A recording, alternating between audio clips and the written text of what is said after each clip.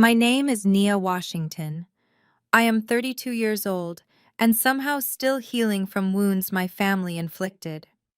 As a successful cardiothoracic surgeon, I escaped their toxicity, but maintained a quiet distance. 3 years ago, my little sister Chloe told our parents that I dropped out of medical school and stole her tuition money to fund a drug habit. A lie that made them cut me off instantly. They threw me out in the freezing rain and they did not come to my residency graduation or my wedding. Last week, Chloe was rushed to my emergency room with a ruptured aortic aneurysm. When I walked in as her attending physician, my mother gripped my father's hand so tight it left bruises. Growing up in Atlanta meant privilege to outsiders. But inside our sprawling home, emotional coldness permeated every corner. My childhood was a fortress of expectations I could never quite meet, while my younger sister Chloe was the golden child. No matter how many honors I achieved, or how many late nights I spent studying, I was always the shadow to her blinding light. They bought her cars, paid for luxurious vacations, and eventually funded her lavish lifestyle while demanding I take out loans for medical school. But that pain was buried deep. Today, I was just a surgeon trying to save lives. The continuous deafening alarm of a flatlining heart monitor pierced the chaotic air of the emergency room at Atlanta Medical Center. It was a Tuesday evening, typically busy, but the noise coming from Trauma Bay 1 drowned out everything else. I was down the hall reviewing a post-operative chart when the overhead speaker blared a code red. A ruptured aortic aneurysm. Time was not just ticking, it was evaporating. I sprinted toward the scrub room, right next to the trauma bay. Through the large glass windows, I could see the frantic movements of the trauma team, blood soaked through the sterile sheets, and standing right in the middle of the room, actively hindering the nurses, were my parents. Pastor Thomas Washington and First Lady Vivian Washington. They were fully dressed in their Sunday best, having just come from a midweek church banquet. My father wore a tailored charcoal suit, his pastoral cross gleaming under the harsh fluorescent lights. My mother was wrapped in a silk emerald dress, her pearls clinging to her neck like a shield. Even in the face of death, they carried themselves with an unbearable arrogance. "Do not touch her with those incompetent hands!" My father's baritone voice boomed over the alarms, echoing into the hallway. "I demand the chief of surgery immediately. Do you know who I am? I am Pastor Thomas Washington. You are going to kill my daughter. Get the head of this hospital down here right now." Nurse Jenkins, a veteran trauma nurse who had seen everything, was physically trying to push my father back. "Sir, you need to step out of the room. Your daughter is bleeding into her chest cavity. We need to stabilize her." My mother shoved Nurse Jenkins hard in the shoulder. "You will not speak to my husband that way. We are not leaving Chloe with a bunch of interns. Call the chief of surgery. We have the money. We want the best." I pushed through the swinging doors of the scrub room, turning on the water with my knee. I grabbed the heavy antibacterial sponge and began aggressively scrubbing my hands and forearms. The cold water felt grounding. I had not seen them in 3 years. 3 years of absolute silence. They had erased me from their lives the night they chose Chloe's vicious lie over my truth. Yet here they were, demanding the very person they had thrown away. I kept my eyes locked on the mirror above the sink. I took a deep, stabilizing breath. I was not the terrified, heartbroken girl they had kicked out into the storm. I was a professional. I was the person holding the scalpel. I kicked the door of Trauma Bay 1 open. The heavy thud of the door hitting the wall made everyone in the room freeze for a fraction of a second. I stepped into the room, my arms raised, water dripping from my elbows. A resident quickly approached and helped me into my sterile yellow gown, snapping it shut behind my neck. My father turned his head, his face red with rage, ready to scream at whoever had just entered. His eyes locked onto mine. The breath physically left his lungs. He stumbled backward, his shiny dress shoes squeaking loudly against the bloody linoleum floor. "Vivian." He choked out the word, grabbing my mother by the arm and spinning her around. My mother's face went from furious to completely pale in a matter of seconds. Her mouth opened, but no sound came out. She stared at me as if I were a ghost, She looked at my scrubs, at the stethoscope around my neck, and at the authoritative way the trauma team parted to let me through to the operating table. "Get her out of here!" My mother suddenly shrieked, the shock morphing back into absolute hatred. "Security! Somebody call security right now. She has no right to be here. She is a disgraceful addict. She is a thief. Get her away from my daughter." Her voice cracked as she lunged forward, extending her manicured hands as if she was going to rip the sterile gown right off my body. Two security guards who had already been called to deal with my parents' disruptive behavior grabbed my mother by the shoulders and forcefully pulled her back. "Unhand me," she screamed, kicking her heels against the floor. "Thomas, do something. Do not let that junkie touch our baby. She will kill Chloe for revenge. She stole from us. She is high right now. Look at her." My father puffed up his chest, trying to use his massive frame to intimidate the room. He pointed a trembling finger at my face.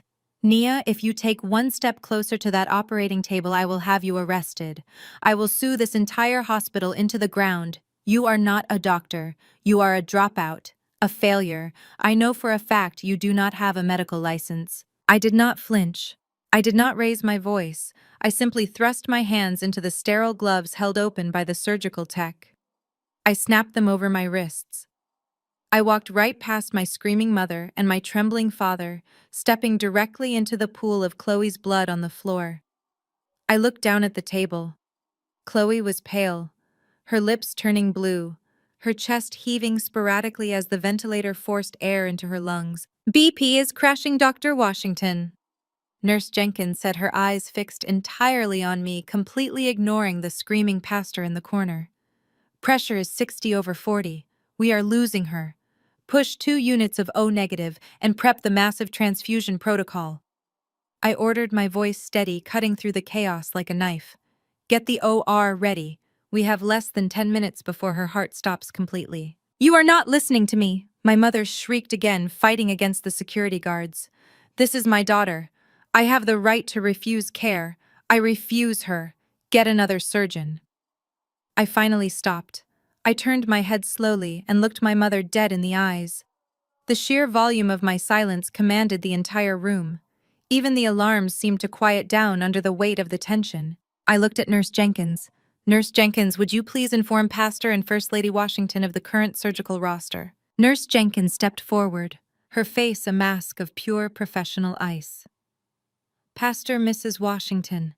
Dr. Nia Washington is our chief of cardiothoracic surgery. She is the youngest chief this hospital has ever had. She is the only board-certified trauma surgeon in the state of Georgia who specializes in complex aortic ruptures. If you refuse her care, your daughter will bleed to death in exactly 8 minutes. There is no one else to call." The silence that followed was deafening. My father's jaw literally dropped.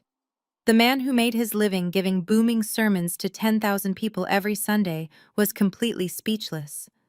The realization hit him like a physical blow to the stomach. The daughter he had thrown away like trash, the daughter he had slandered to his entire congregation, the daughter he swore would end up dead in a gutter, was the only human being on earth who could save his golden child. My mother stopped struggling against the guards. Her knees buckled slightly, her silk dress crumpling as she slumped against my father. She looked at my badge, the shiny gold lettering that read, "Dr. Nia Washington, Chief of Surgery." She stared at it as if it were written in a foreign language. Her breathing became shallow and panicked. I turned my attention back to my patient. I grabbed a penlight and checked Chloe's pupils, sluggish but reactive.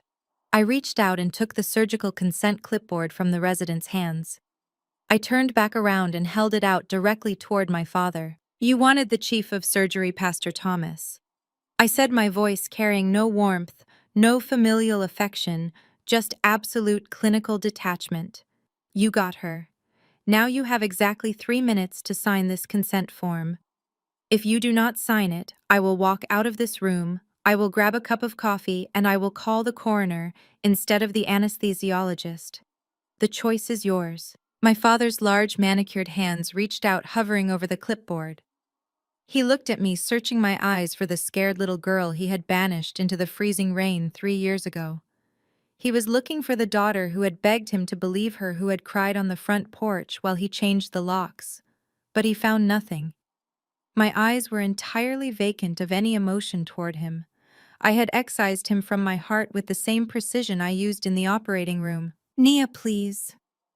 My mother whimpered, her voice entirely stripped of its former venom.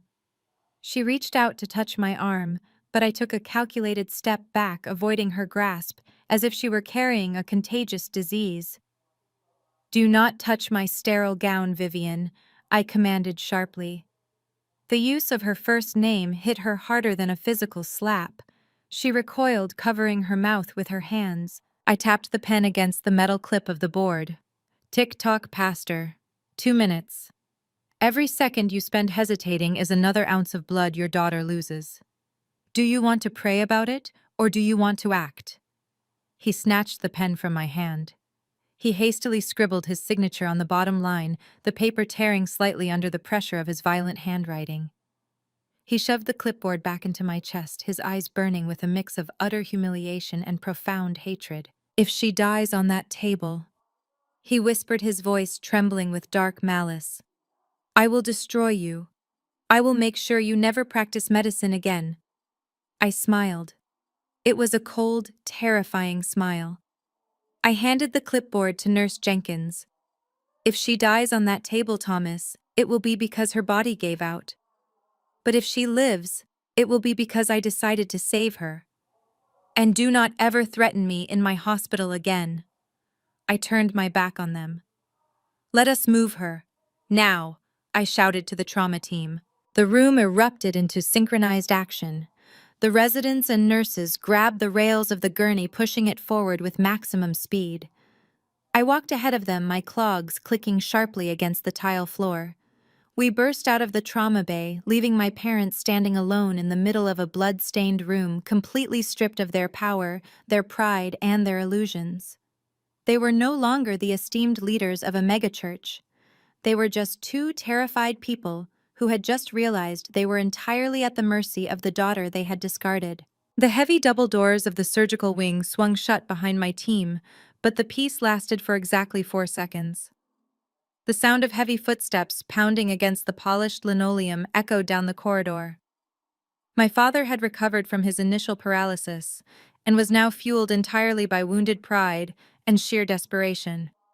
He physically pushed past the security guards stationed at the surgical perimeter, breaking every hospital protocol in the book. "Stop right there!" His baritone voice vibrated off the walls. "I am not finished with you." He caught up to us in the pre-operative staging area, just as we were transferring Chloe from the transport gurney to the operating table. The anesthesia team was already prepping the intubation tray. My mother was trailing right behind him, frantically clutching her silk purse and gasping for air. Her emerald dress swished loudly as she marched into the restricted zone. "You are not cutting into my daughter." My father pointed a trembling finger at me. "There has been a massive administrative mistake here. I know for a fact that you dropped out of medical school 3 years ago. You do not have the credentials to be a chief of surgery. You must have falsified your records. I demand to see the board of directors. Dr. Washington, we need to intubate immediately," the lead anesthesiologist said, ignoring my father completely and looking directly at me. "Do it," I ordered. "Do not touch her." My father roared, taking another aggressive step forward. "I am Pastor Thomas Washington. I lead a congregation of 10,000 people. I play golf with the mayor. I have the best lawyers in Atlanta on speed dial. I am revoking my consent right now. I demand you bring me the hospital administrator. I will sue this entire facility into bankruptcy if you let this drug addict touch my child." The sheer audacity of his delusion was almost impressive. Even with his golden child bleeding to death from the inside out, his primary concern was maintaining absolute control.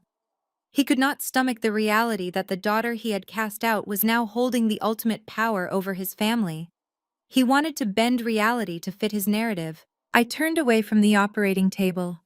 I walked slowly toward my father, closing the distance until I was standing directly in his personal space. I looked up into his eyes. For 29 years I had cowered under that gaze. I used to tremble when he raised his voice.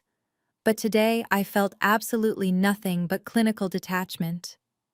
"You want to revoke your consent, Pastor?" I asked, my voice dangerously quiet.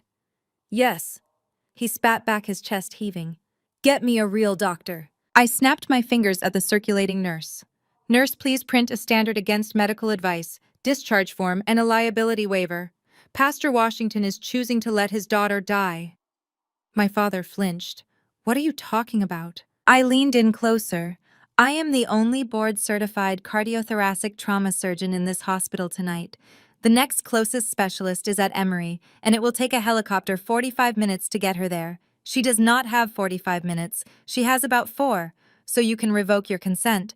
But you have exactly 3 minutes to sign the liability waiver, or I will call the coroner right now instead of the anesthesiologist to declare time of death. My father swallowed hard. The veins in his neck bulged against his starched white collar. His bluff had been called in the most spectacular fashion possible. He looked past me at the monitors. Chloe's blood pressure was dangerously low. The rhythmic beeping was frantic and entirely unstable. This is a trick. My mother shrieked, stepping out from behind my father. Her pristine emerald dress was now stained with a few drops of her daughter's blood from leaning over the gurney earlier. She pointed a manicured nail directly at my face. You are doing this on purpose. You are trying to punish us for the past. Vivian, please step back, I said coldly. Do not tell me what to do. She hissed, her eyes wild with panic and venom. After what you did to us, you owe us. After you broke our hearts, you owe us her life. We gave you everything. We raised you. We put a roof over your head. We paid for your undergraduate degree. And you repaid us by stealing $150,000 of Chloe's tuition money to buy drugs. You owe us the surgery. The air in the pre-operative area went dead silent. The surgical nurses, the anesthesiologist, and the technicians all froze, looking between me and my mother. I could feel their eyes on me, but I did not break eye contact with the woman who gave birth to me. I reached out and snatched the clipboard with the original signed consent form right out of my father's hand. I do not owe you anything, I said, my voice slicing through the tension like a scalpel. You threw me out of your house in the middle of a thunderstorm. You stood on your manicured porch and watched me walk 3 miles to a gas station with nothing but the clothes on my back. You did not even let me grab my winter coat. You canceled my phone plan while I was still walking. You froze my bank account. You did not ask for my side of the story. You did not ask for bank statements. You just took the word of your perfect little angel over mine. My mother's breath hitched. She opened her mouth to argue, but I cut her off instantly. So do not stand in my operating room and talk to me about family obligations. I do not owe you loyalty. I do not owe you forgiveness. But I took a medical oath.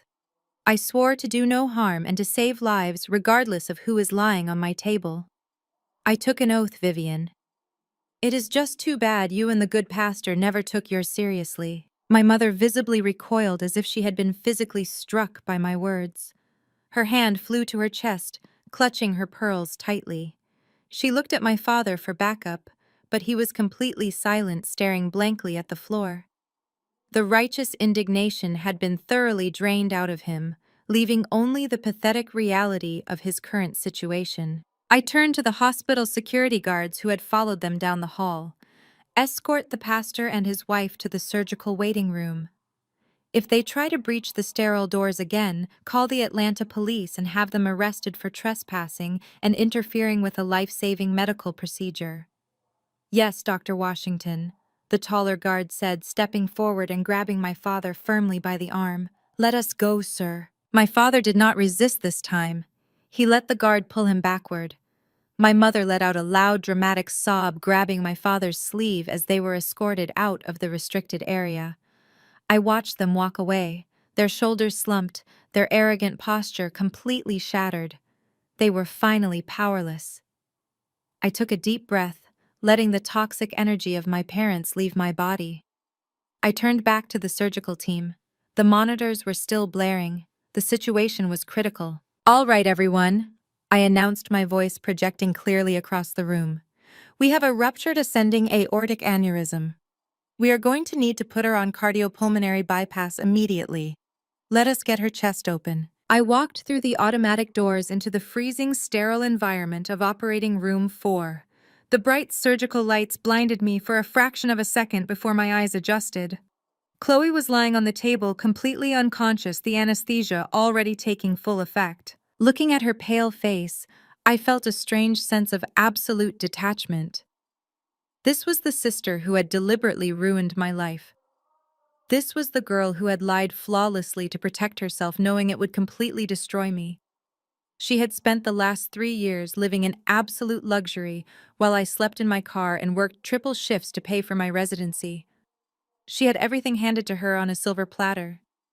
And yet here she was fighting for her life while I held the scalpel. "Scalpel," I said, holding out my right hand. The surgical tech slapped the cold metal instrument firmly into my palm. I made the first precise incision straight down the center of her chest. The room smelled strongly of iodine and metallic blood. The saw buzzed loudly as we opened the sternum, exposing the thoracic cavity. The amount of blood pooling in the pericardial sac was staggering. "We need to get her on bypass right now," I said, my voice calm but incredibly urgent. "Cannulate the right atrium and the ascending aorta." The bypass machine kicked in, taking over the function of her heart and lungs. The rhythmic whirring of the pump replaced the frantic beeping of the cardiac monitor. For the first time since she arrived in the emergency room, the situation was under my complete and total control. As I meticulously began to graft a synthetic tube to replace the ruptured section of the aorta, I noticed the severe inflammation surrounding the tissue. This was not a congenital defect. This was not a random stroke of bad luck. The vascular walls were incredibly friable, tearing easily under the slightest pressure. This kind of systemic damage was a textbook indicator of chronic stimulant abuse, specifically high-grade amphetamines. The irony was almost suffocating. The sister who had loudly accused me of being a drug addict was currently bleeding out on my table because her own body had given out from years of intense chemical abuse. "Suction," I commanded, keeping my hands perfectly steady as we clamped the aorta. While I was repairing the massive damage to Chloe's heart, I knew exactly what was happening out in the waiting room. My parents were likely pacing the floor, trying to keep up appearances for the hospital staff. They were probably making frantic phone calls to their church board, trying to control the narrative before the gossip spread. They had spent their entire lives cultivating a flawless public image. Pastor Thomas, the spiritual leader with the perfect family. First Lady Vivian, the epitome of grace and Southern elegance.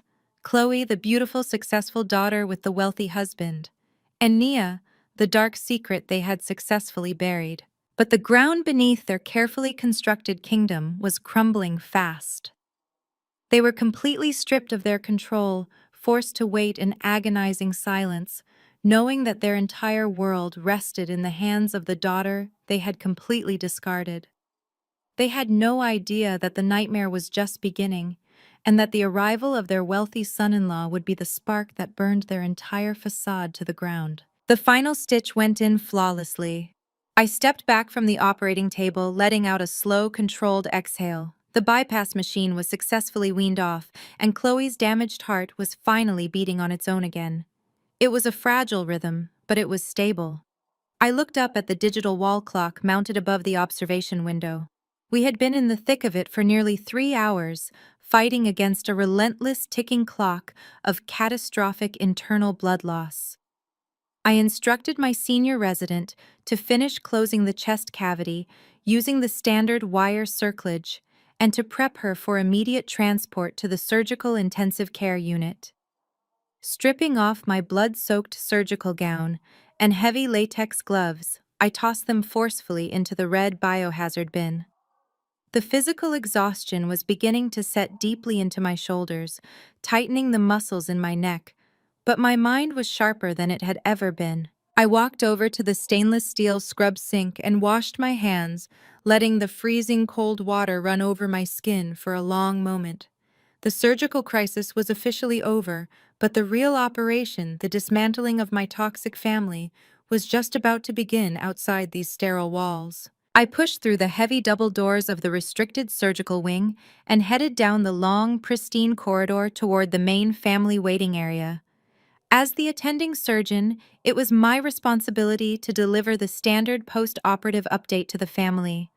But long before I even reached the final corner, I could hear a loud, obnoxious voice echoing off the hospital walls.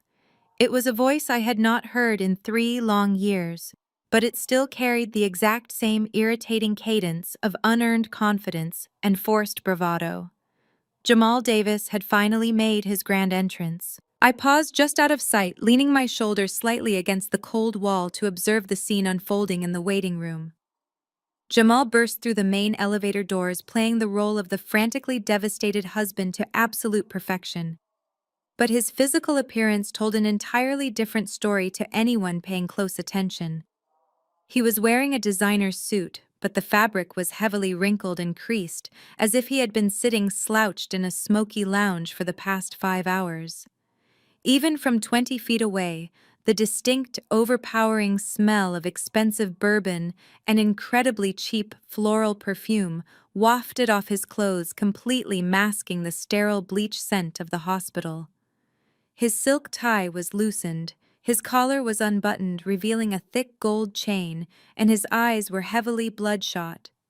He did not look like a dedicated businessman who had rushed over from a high-level corporate boardroom to be by his dying wife's side. He looked exactly like a man who had been dragged out of a VIP nightclub booth in the middle of a weeknight bender. Yet my parents did not seem to notice, or perhaps they simply chose to ignore his horribly disheveled state. The moment Jamal walked into the room, my mother practically threw herself at him, sobbing dramatically into his wrinkled lapel. My father stood up quickly, completely abandoning his previous state of defeated humiliation from our earlier encounter. He clapped Jamal heavily on the shoulder, looking at him as if the Messiah himself had just walked into the emergency room. It was truly pathetic to witness their desperation. They were clinging to this man and his supposed immense wealth as their ultimate salvation, their ticket to maintaining their pristine public image. "Where is she?" Jamal demanded, his voice booming across the quiet waiting area, deliberately loud enough for the other anxious families and the busy nursing staff to hear. "Where is my wife?" I came as quickly as I could. I literally dropped a multi-million-dollar commercial real estate closing to be here. This hospital better be giving her the absolute best care available, or I swear to God I am buying this entire building and firing everyone in it by tomorrow morning. My mother sniffled, gripping his arm tightly, as if anchoring herself to his false promises. "Oh, Jamal, thank goodness you are finally here. It has been an absolute nightmare. Absolute torture. They took her into emergency surgery hours ago, and the staff here has been completely uncooperative and incredibly rude to us." Jamal puffed out his chest, adjusting his crooked, heavy gold watch with a flick of his wrist. "Uncooperative? Do they not know who we are? Do not worry, Vivian. I will handle this right now. I am not letting my wife recover in some standard cramped hospital room with the general public." He marched right up to the main reception desk, slapping his hand loudly against the polished wood counter. The young receptionist jumped slightly in her chair, her eyes widening at his aggressive posture. "Listen to me, sweetheart." Jamal sneered, leaning over the high desk to physically intimidate her. "My wife is Chloe Davis. She is currently in surgery. I am her husband, and I demand to speak to the hospital administrator right now. I want her moved to your premier VIP recovery suite the second she is wheeled out of the operating room. I want private nurses, I want a private chef, and I want round-the-clock security stationed at her door. Spare absolutely no expense." The receptionist typed nervously on her keyboard, trying to maintain her professional composure, despite the aggressive man leaning over her workspace. Her fingers trembled slightly as she pulled up Chloe's rapidly expanding medical file. "Sir, the VIP suites require pre-authorization and a significant security deposit for uninsured or out-of-network patients. I need to check her file first to verify your coverage before I can assign that specific luxury room." Jamal laughed, a loud barking sound that echoed harshly in the quiet space, making a nearby family turn and stare in disgust. "Deposit. Do I look like a man who worries about a security deposit? I am a crypto and commercial real estate investor. I make more money in a single day than you make in a decade sitting behind this tiny desk. Just get the damn room ready and bring me the financial paperwork. I do not have time to argue with low-level administration." This was exactly my cue. The performance had reached its peak and it was time to pull the curtain down. I pushed off the wall and walked around the corner, stepping directly into the center of the brightly lit waiting room. I was wearing my dark blue surgical scrubs, my expensive acoustic stethoscope draped casually around my neck, and my chief of surgery identification badge clipped securely to my chest pocket, catching the bright overhead light. Jamal turned around at the sharp sound of my clogs clicking against the floor. His eyes scanned my blue scrubs, and his lips immediately curled into a familiar, deeply condescending smirk. He had not seen me since the night my parents threw me out into the freezing rain, and in his incredibly narrow mind, I was still the disgraced dropout, the pathetic older sister who had ruined her life with a drug addiction. He had absolutely no idea what had transpired over the last 3 hours between me and my parents. He assumed I was just some low-level hospital worker, perhaps an orderly, or a junior nursing assistant, who had somehow managed to beg for a menial job here. Well, well, well. Jamal clapped his hands together, taking a heavy step toward me. His breath was entirely foul, a sickening mixture of stale alcohol and cheap mints attempting to cover the liquor. Look who finally got a job. Fetching water and emptying bedpans now, are we, Nia? I guess this hospital really does hire absolutely anybody these days. My parents, who were standing right behind him, suddenly froze, as if they had been turned to solid stone. The color instantly drained from my father's face, leaving him a sickly shade of ashen gray, and my mother actually took a physical step backward, hiding partially behind a chair. They knew exactly who I was in this hospital now, but they were far too paralyzed by their own profound shame to warn their golden son-in-law. Jamal, completely oblivious to the sudden sheer terror radiating from my parents, kept talking, his voice dripping with arrogant sarcasm. Since you work here now, why do not you make yourself useful for once in your miserable life? Run down to the cafeteria and get my mother-in-law a fresh hot coffee. Then go tell your boss that Jamal Davis is here and I am paying cash for my wife's VIP suite. Chop chop, little nurse. I did not flinch. I did not raise my voice in anger. I simply stood there radiating an aura of complete and utter professional dominance.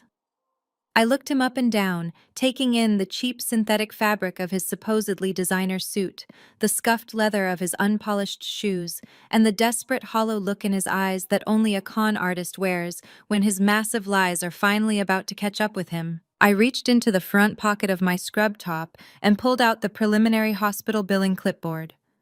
I had personally asked the finance department to run the initial numbers while my resident was closing Chloe's chest.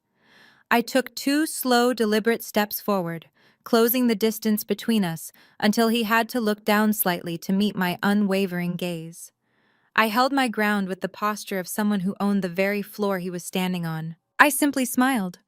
It was a sharp, terrifyingly predatory smile that did not reach my cold eyes.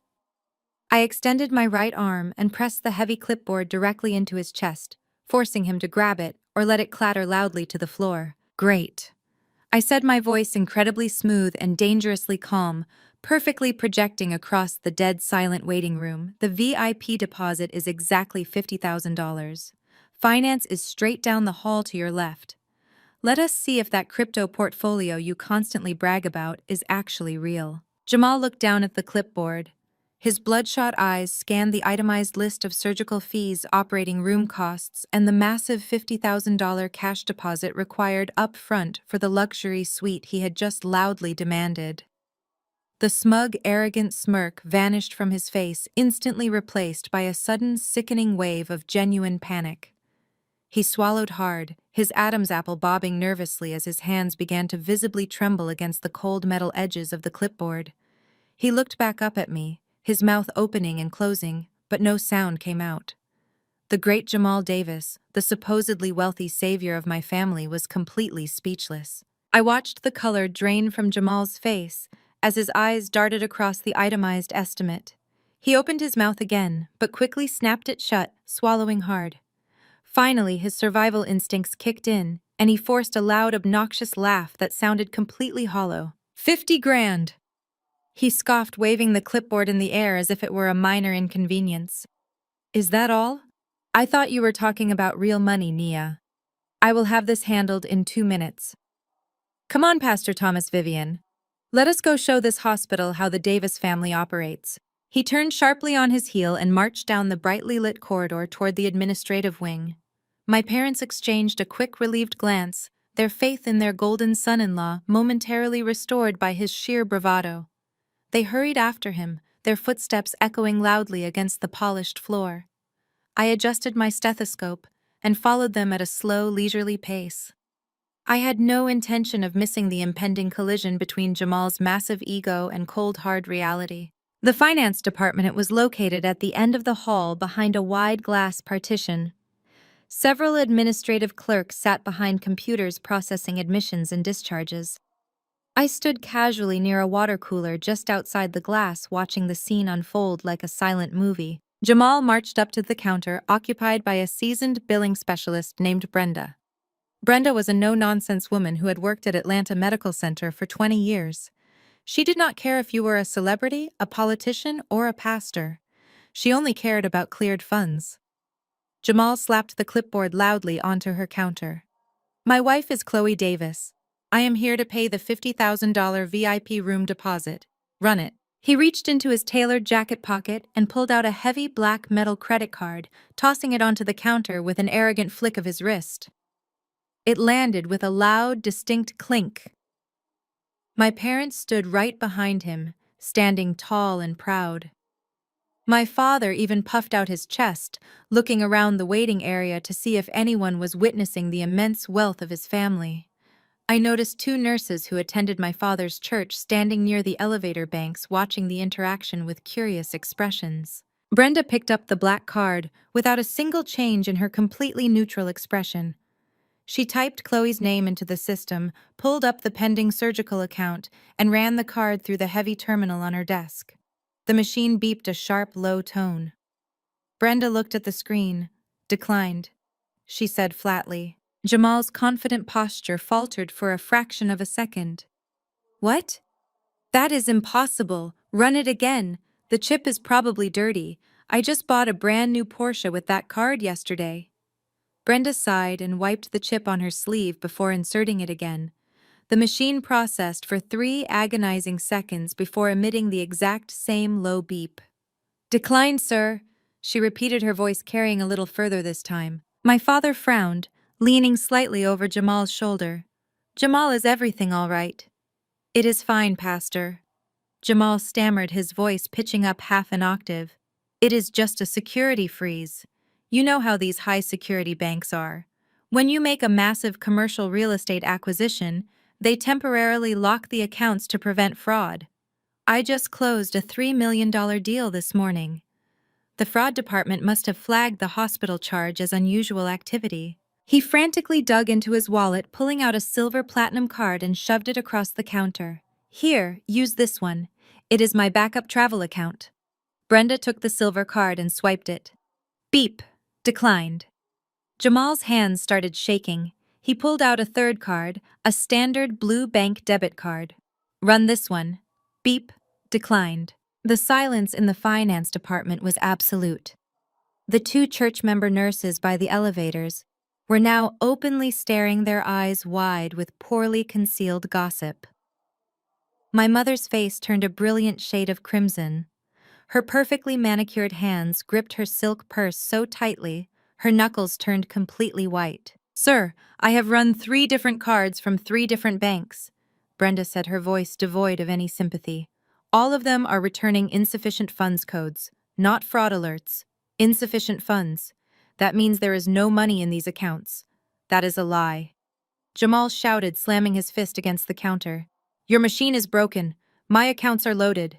Do you know who I am? Sir, please lower your voice, Brenda warned, gesturing to the security guard standing near the entrance. If you cannot provide the deposit, we will place your wife in the standard intensive care ward once she is out of surgery. Let me just verify her primary health insurance to cover the surgical costs. Jamal's eyes widened in sheer terror. Wait, no.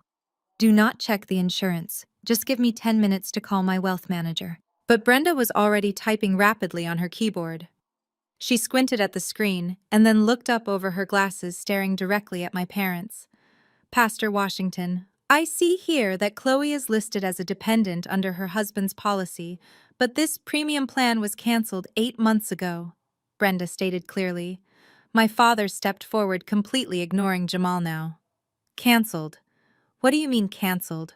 My daughter has top-tier coverage. Not according to the National Registry, sir.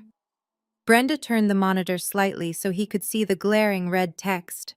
The policy was terminated due to severe non-payment. They missed 6 consecutive monthly premiums.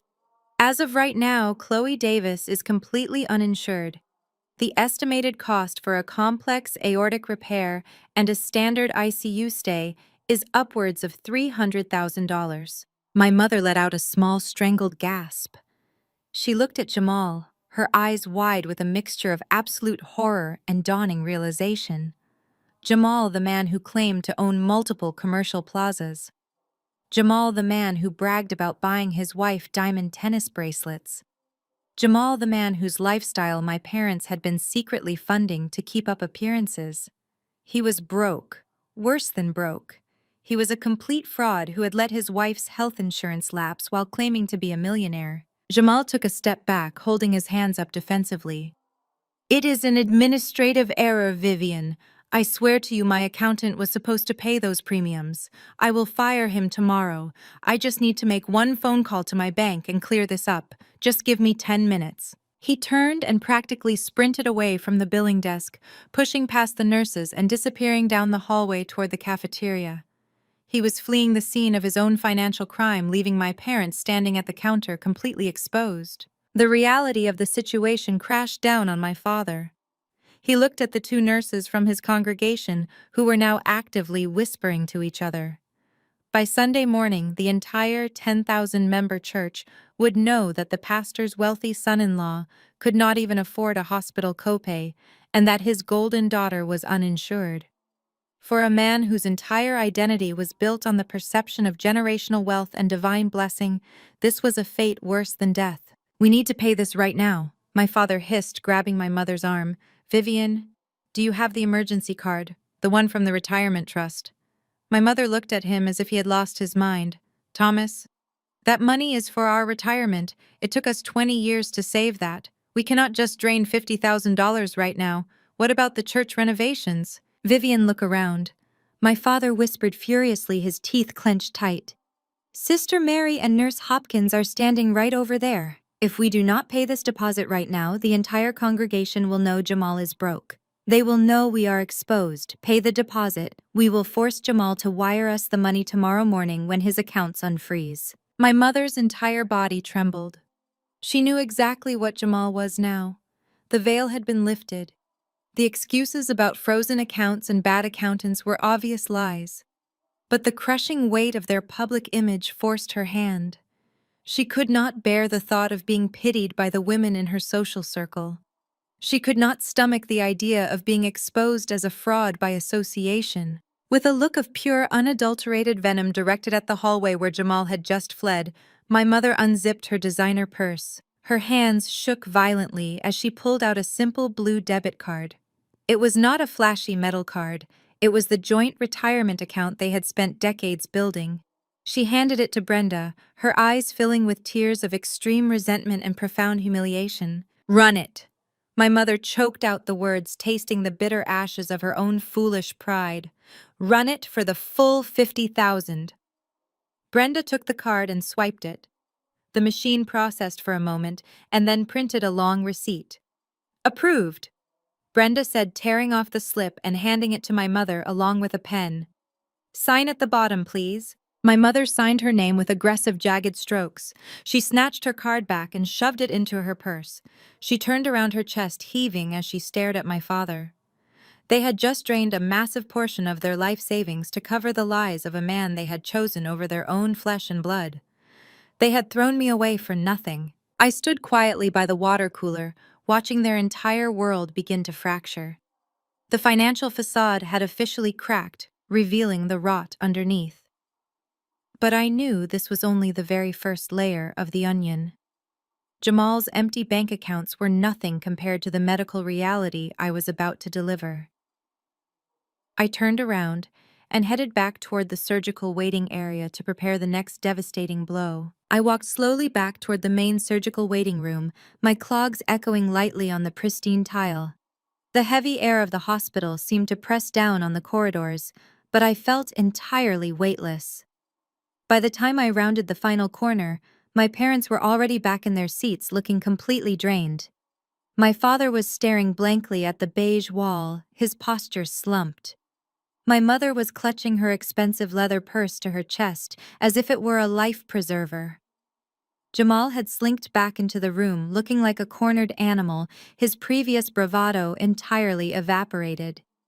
He sat as far away from my parents as the seating arrangement allowed, frantically tapping his foot against the floor and staring at his silent phone. The tension in the room was so thick you could cut it with a scalpel. They were a shattered portrait of a perfect family struggling to maintain the illusion that they were not drowning. I stepped into the center of the room holding a thick manila folder containing Chloe's post-operative charts and the official laboratory results. My presence immediately commanded their attention. My father stood up, his face a mixture of lingering resentment and desperate anxiety. My mother simply stared at me, her eyes red-rimmed and exhausted. Jamal finally looked up, a nervous sweat breaking out across his forehead. They were waiting for me to tell them that their golden child was safely on the road to recovery, so they could pack up their remaining pride and go home. But I was not there to offer them false comfort. I was there to deliver the absolute truth. The surgery was a success. I said, my voice completely devoid of any familial warmth. I replaced the ruptured section of her ascending aorta with a synthetic graft. She is currently stabilized and being transferred to the surgical intensive care unit. She will remain on a ventilator for the next 24 hours to monitor her cardiac output and ensure the graft holds. My mother let out a loud, dramatic sigh of relief, pressing her hand against her chest. Oh, thank God. Thank you, Jesus. She closed her eyes and tilted her head back, whispering a prayer of gratitude. My father visibly relaxed his shoulders, dropping 2 inches. He looked at me, expecting the conversation to be over, expecting to resume his role as the untouchable patriarch now that the immediate physical danger had passed. But I did not break eye contact with him, and I did not step away. I took a step closer, holding the manila folder. Do not thank God just yet, Pastor, I said sharply, cutting through my mother's prayer. A ruptured ascending aortic aneurysm in a 29-year-old woman with no congenital heart defects does not just happen by the grace of God. It is not a random medical anomaly. I pulled a single sheet of paper from the folder. It was printed on bright white hospital letterhead bearing the official stamp of the toxicology department. I held it out directly toward my father. Read it, I commanded. My father hesitated, looking from the paper to my face and back again. He slowly reached out and took the document, his hands trembling slightly. What is this? My father asked, his voice low and defensive. It is the comprehensive toxicology screen we ran right before we put your daughter on the bypass machine. I stated clearly, my voice carrying across the quiet room so Jamal could hear. Read the highlighted section, Thomas. Read it out loud so your son-in-law can hear exactly why his wife almost bled to death on my operating table. My father adjusted his glasses, staring at the paper. His eyes scanned the medical jargon before stopping abruptly at the bright yellow highlighted line. His face went completely slack. He read the words, but his brain seemed to reject their meaning. I do not understand, he mumbled. What does this mean? It means your perfect golden child is a raging drug addict, I said bluntly, refusing to sugarcoat the reality. Her bloodstream was absolutely flooded with high-grade amphetamines, not just a recreational dose. This indicates severe long-term chemical abuse. Her vascular walls were completely inflamed and friable. The tissue surrounding her heart was tearing like wet tissue paper. Her body was under such extreme prolonged physical stress that her aorta simply gave out. My mother leaped out of her chair, her face twisting into a mask of pure denial. That is a lie, she screamed, pointing a shaking finger at me. You are lying. Chloe does not do drugs. She is a good Christian girl. She leads the youth ministry. You are just trying to ruin her reputation because you are jealous. You always wanted to destroy her. I did not flinch at her outburst. I just stared at the lab report in my father's hands. Numbers do not lie, Vivian, I said coldly, and neither does the massive structural damage to her heart. You threw me out of your house 3 years ago because you chose to believe a baseless lie about me being an addict. You did not ask for a single drug test. You did not ask for proof. But here is the proof about your favorite daughter printed in black and white by an independent state-certified laboratory. She has been abusing powerful stimulants for years. My father crumpled the edge of the paper, his knuckles turning white. He slowly turned his head to look at Jamal. The nervous sweat on Jamal's forehead had turned into a heavy sheen. He was pressed back against his chair, his eyes darting toward the exit. Thomas.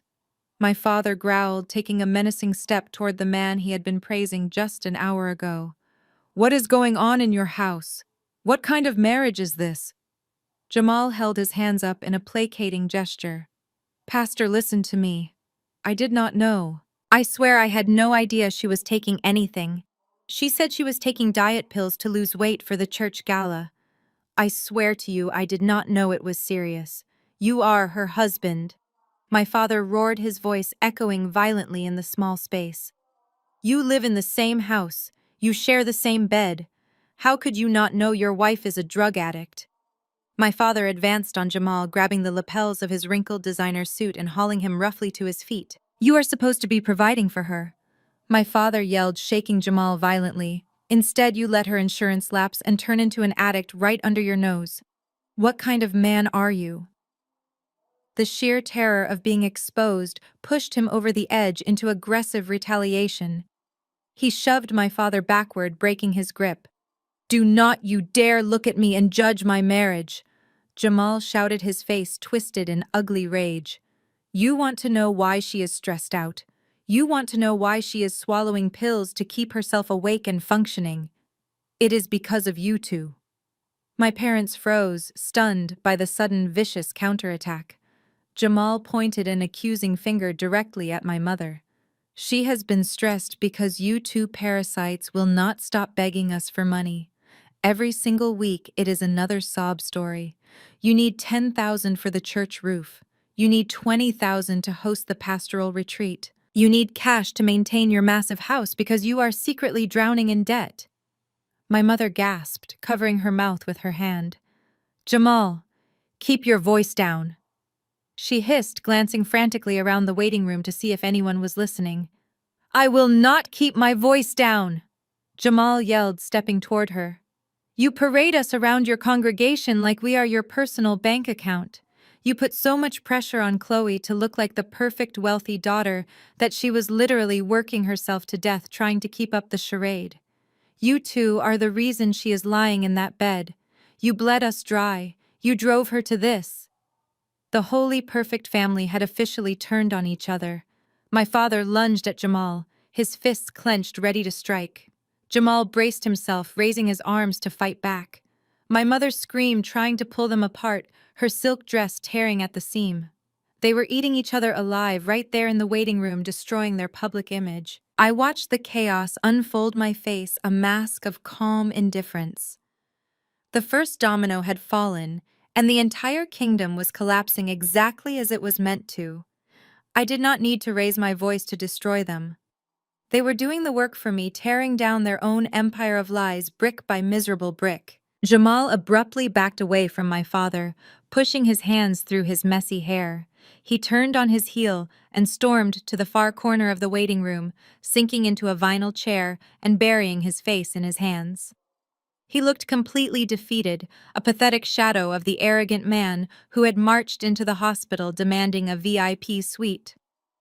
My father stood frozen in the center of the room, his chest heaving rapidly as he tried to process the sheer magnitude of the disaster.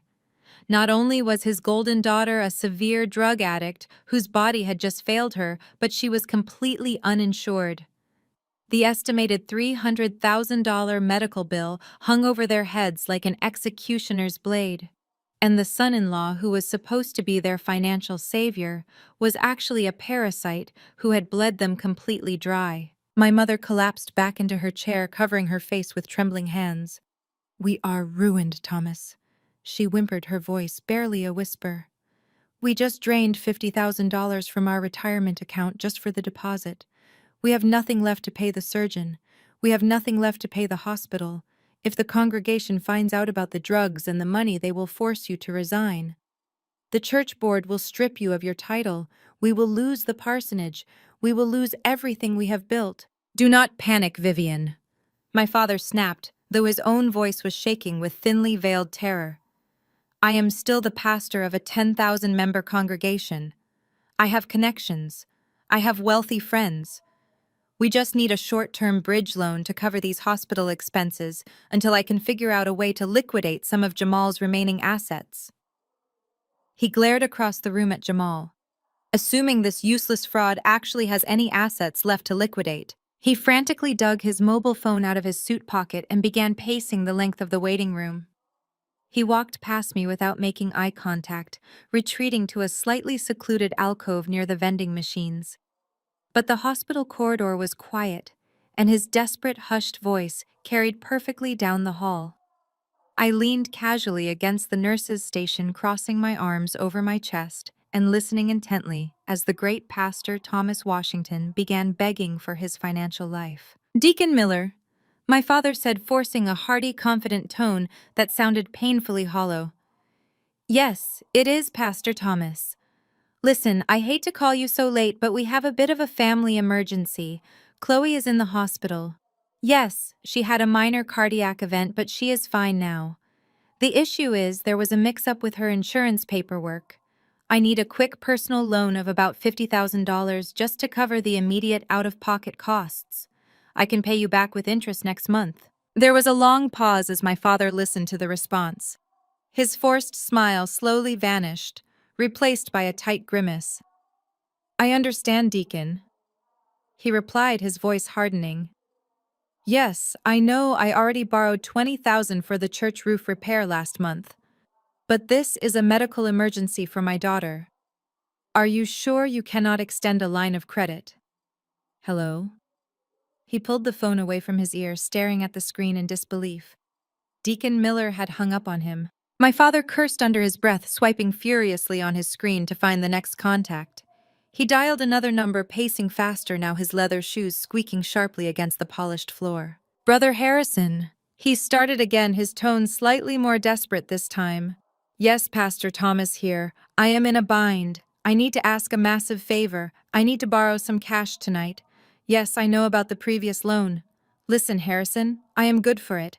You know my family. We have generational wealth, we have properties." I listened as the conversation dragged on, the rejections becoming more blunt. Through his increasingly agitated whispers, the ugly truth of their financial ruins spilled out into the open. My parents had spent the last 3 years systematically draining their own wealth to maintain their pristine public image. They had secretly bailed out Jamal on 3 separate occasions when his supposed real estate flips had completely failed.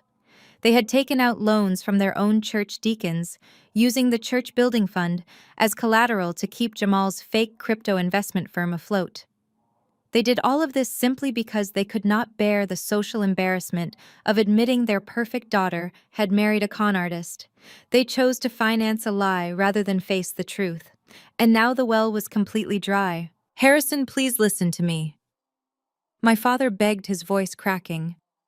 "If I do not come up with the rest of the money, this hospital is going to put a lien on my house. They are going to transfer my daughter to a public charity ward. I cannot let the community see her in a public ward. Just 10,000, 5,000, anything you can spare. I will preach whatever sermon you want on Sunday. I will put you on the executive board." Another pause followed by another agonizing rejection. My father slammed his fist against the vending machine, making the glass rattle loudly. He made 5 more phone calls. He called his fraternity brothers from college. He called local politicians he had endorsed. He even called a rival pastor across town, attempting to leverage some old favors. Every single one of them said no. The word had clearly already spread through their tight-knit social circles. People knew the Washington family was financially toxic. They knew my father was overleveraged. The illusion of their massive generational wealth had finally shattered, and the rats were abandoning the sinking ship faster than he could dial their numbers. I watched him shrink with every single phone call. He was no longer the imposing spiritual leader who commanded thousands of people every Sunday. He was a broken, desperate old man, standing in a hospital hallway, begging for scraps from men who used to kiss his ring. This was the man who had looked me in the eye 3 years ago and told me I was a worthless drain on his resources. This was the man who had changed the locks on the front door while I stood on the porch in the freezing rain, begging him to look at my bank statements and see that I did not steal Chloe's tuition money. He had felt so powerful that night, completely secure in his wealth and his righteous judgment. But the universe has a very funny way of balancing the scales. My father slowly lowered the phone from his ear after the final rejection. His shoulders were hunched, his breathing heavy and ragged. He looked over at my mother, who was still sitting in the waiting room, staring blankly at the floor. She had heard enough of his hushed pleading to know that no one was coming to save them. They were entirely alone, trapped in a nightmare of their own making. I stepped away from the nurse's station and walked slowly toward him, making sure my clogs clicked loudly on the tile. He looked up at me, his eyes filled with a mixture of profound exhaustion and simmering rage. "So, Pastor," I said, my voice smooth and perfectly even, "it looks like the collection plate is coming up a little empty tonight. Perhaps you should try praying a little harder. I hear the Lord provides for those who live righteous, honest lives." That was the final straw. The sheer humiliation of being mocked by the daughter he despised, coupled with the catastrophic destruction of his entire social standing, broke whatever remaining shred of self-control he possessed.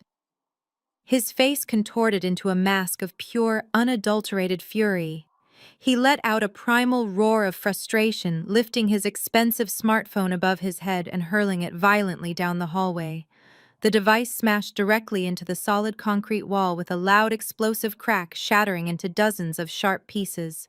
The screen splintered and the plastic casing scattered across the polished floor, skidding all the way to the heavy double doors at the end of the corridor. My mother screamed at the sudden violent noise, jumping up from her chair. Jamal flinched, retreating further into his corner, terrified that my father's wrath would suddenly turn back onto him. Several nurses popped their heads out of the nearby triage rooms, their eyes wide with alarm. The heavy silence that followed the crash was deafening. My father stood there, his chest heaving, his hands clenched into tight fists, staring at the broken pieces of his phone, as if they represented his entire shattered life. But the silence did not last long. The heavy double doors at the end of the hallway swung open with a smooth, authoritative swoosh. The sound of confident, measured footsteps echoed down the corridor, completely cutting through the tension. I did not need to turn around to know exactly who had just arrived. I recognized that steady, purposeful stride anywhere. A tall, impeccably dressed man stepped into the brightly lit hallway. He was wearing a dark charcoal suit cut flawlessly to his broad shoulders, a crisp white shirt, and a deep crimson tie. His polished Oxford shoes clicked with absolute precision against the tile, stepping right over the shattered remains of my father's phone without even glancing down. Flanking him on either side were two massive hospital security guards, their hands resting casually near their utility belts. It was Andre Jackson. He was the director of legal affairs for the entire Atlanta Medical Center network, a former corporate litigator who specialized in dismantling massive financial frauds, and most importantly, he was my incredibly brilliant, fiercely protective husband. My parents had absolutely no idea who he was. When Andre and I got married 2 years ago in a beautiful, intimate ceremony surrounded by our chosen family, we had mailed an invitation to my parents' home out of a fleeting sense of obligation. They had returned the envelope unopened with the words, "Return to sender." "Not at this address," scribbled aggressively in my father's handwriting across the front. They had refused to acknowledge his existence, completely ignoring the fact that I had married one of the most powerful legal minds in the city. Now he was standing right in front of them, radiating an aura of absolute authority and cold, calculating power. He held a thick, pristine leather folder tucked neatly under his left arm. He stopped a few feet away from my father, looking at the older man with an expression of mild disgust, as if he were inspecting a particularly unpleasant stain on the hospital floor. "Pastor Thomas Washington." Andre said, his voice a deep, resonant baritone that commanded instant respect. He did not ask it as a question. It was a statement of fact. My father quickly tried to compose himself, wiping the sweat from his forehead and puffing out his chest in a desperate attempt to reclaim some of his lost dignity. "Yes, I am Pastor Washington. And who exactly are you? Are you hospital administration? Because I demand an explanation for the unacceptable treatment my family has received in this facility tonight." Andre did not smile. He simply raised an eyebrow, looking my father up and down. "No, Pastor. I am not general administration. I am the man who is about to explain exactly how much trouble your family is really in." My father narrowed his eyes at the man standing before him. To Pastor Thomas Washington, anyone wearing a suit in a hospital was either a grieving relative or a bureaucrat looking to collect a debt. Given the frantic phone calls he had just made, and the massive uninsured medical bill looming over his head, he immediately assumed Andre was the latter. A high-level collections officer, sent down to secure the hospital's financial interests before the family could slip away into the night. My father straightened his spine, attempting to summon the last remaining shreds of his pastoral authority. He puffed out his chest, his large frame towering over the shattered pieces of his phone on the floor. He pointed a thick finger at Andre, his voice booming, with the practiced cadence of a Sunday morning sermon. "Now you listen to me, young man," my father bellowed, stepping forward to close the distance. "I do not care what your title is, and I certainly do not appreciate you ambushing my family in our darkest hour. My daughter just underwent emergency open heart surgery. We have already paid your ridiculous $50,000 deposit. If you are here to harass me about the rest of the bill, you can turn right around and march back to your office. I am Pastor Thomas Washington of the Greater Grace Fellowship.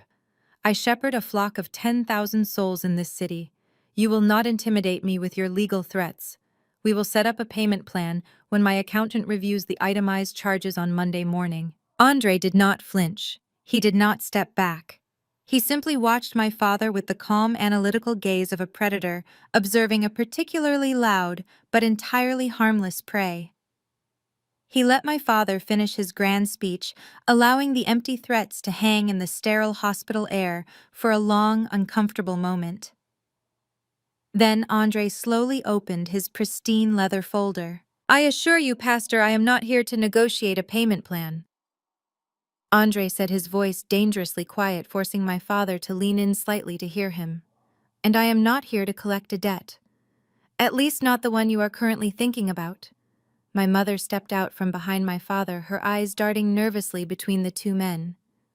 "Then who are you?" she demanded, her voice shrill and trembling. "Why are you harassing us? We do not even know you." Andre slowly closed the folder and looked directly at my mother. The corners of his mouth twitched upward in a humorless smile. "That is entirely your own fault, Vivian," Andre replied smoothly. "You would know exactly who I am if you had bothered to open your mail 2 years ago." My parents exchanged a confused, panicked look.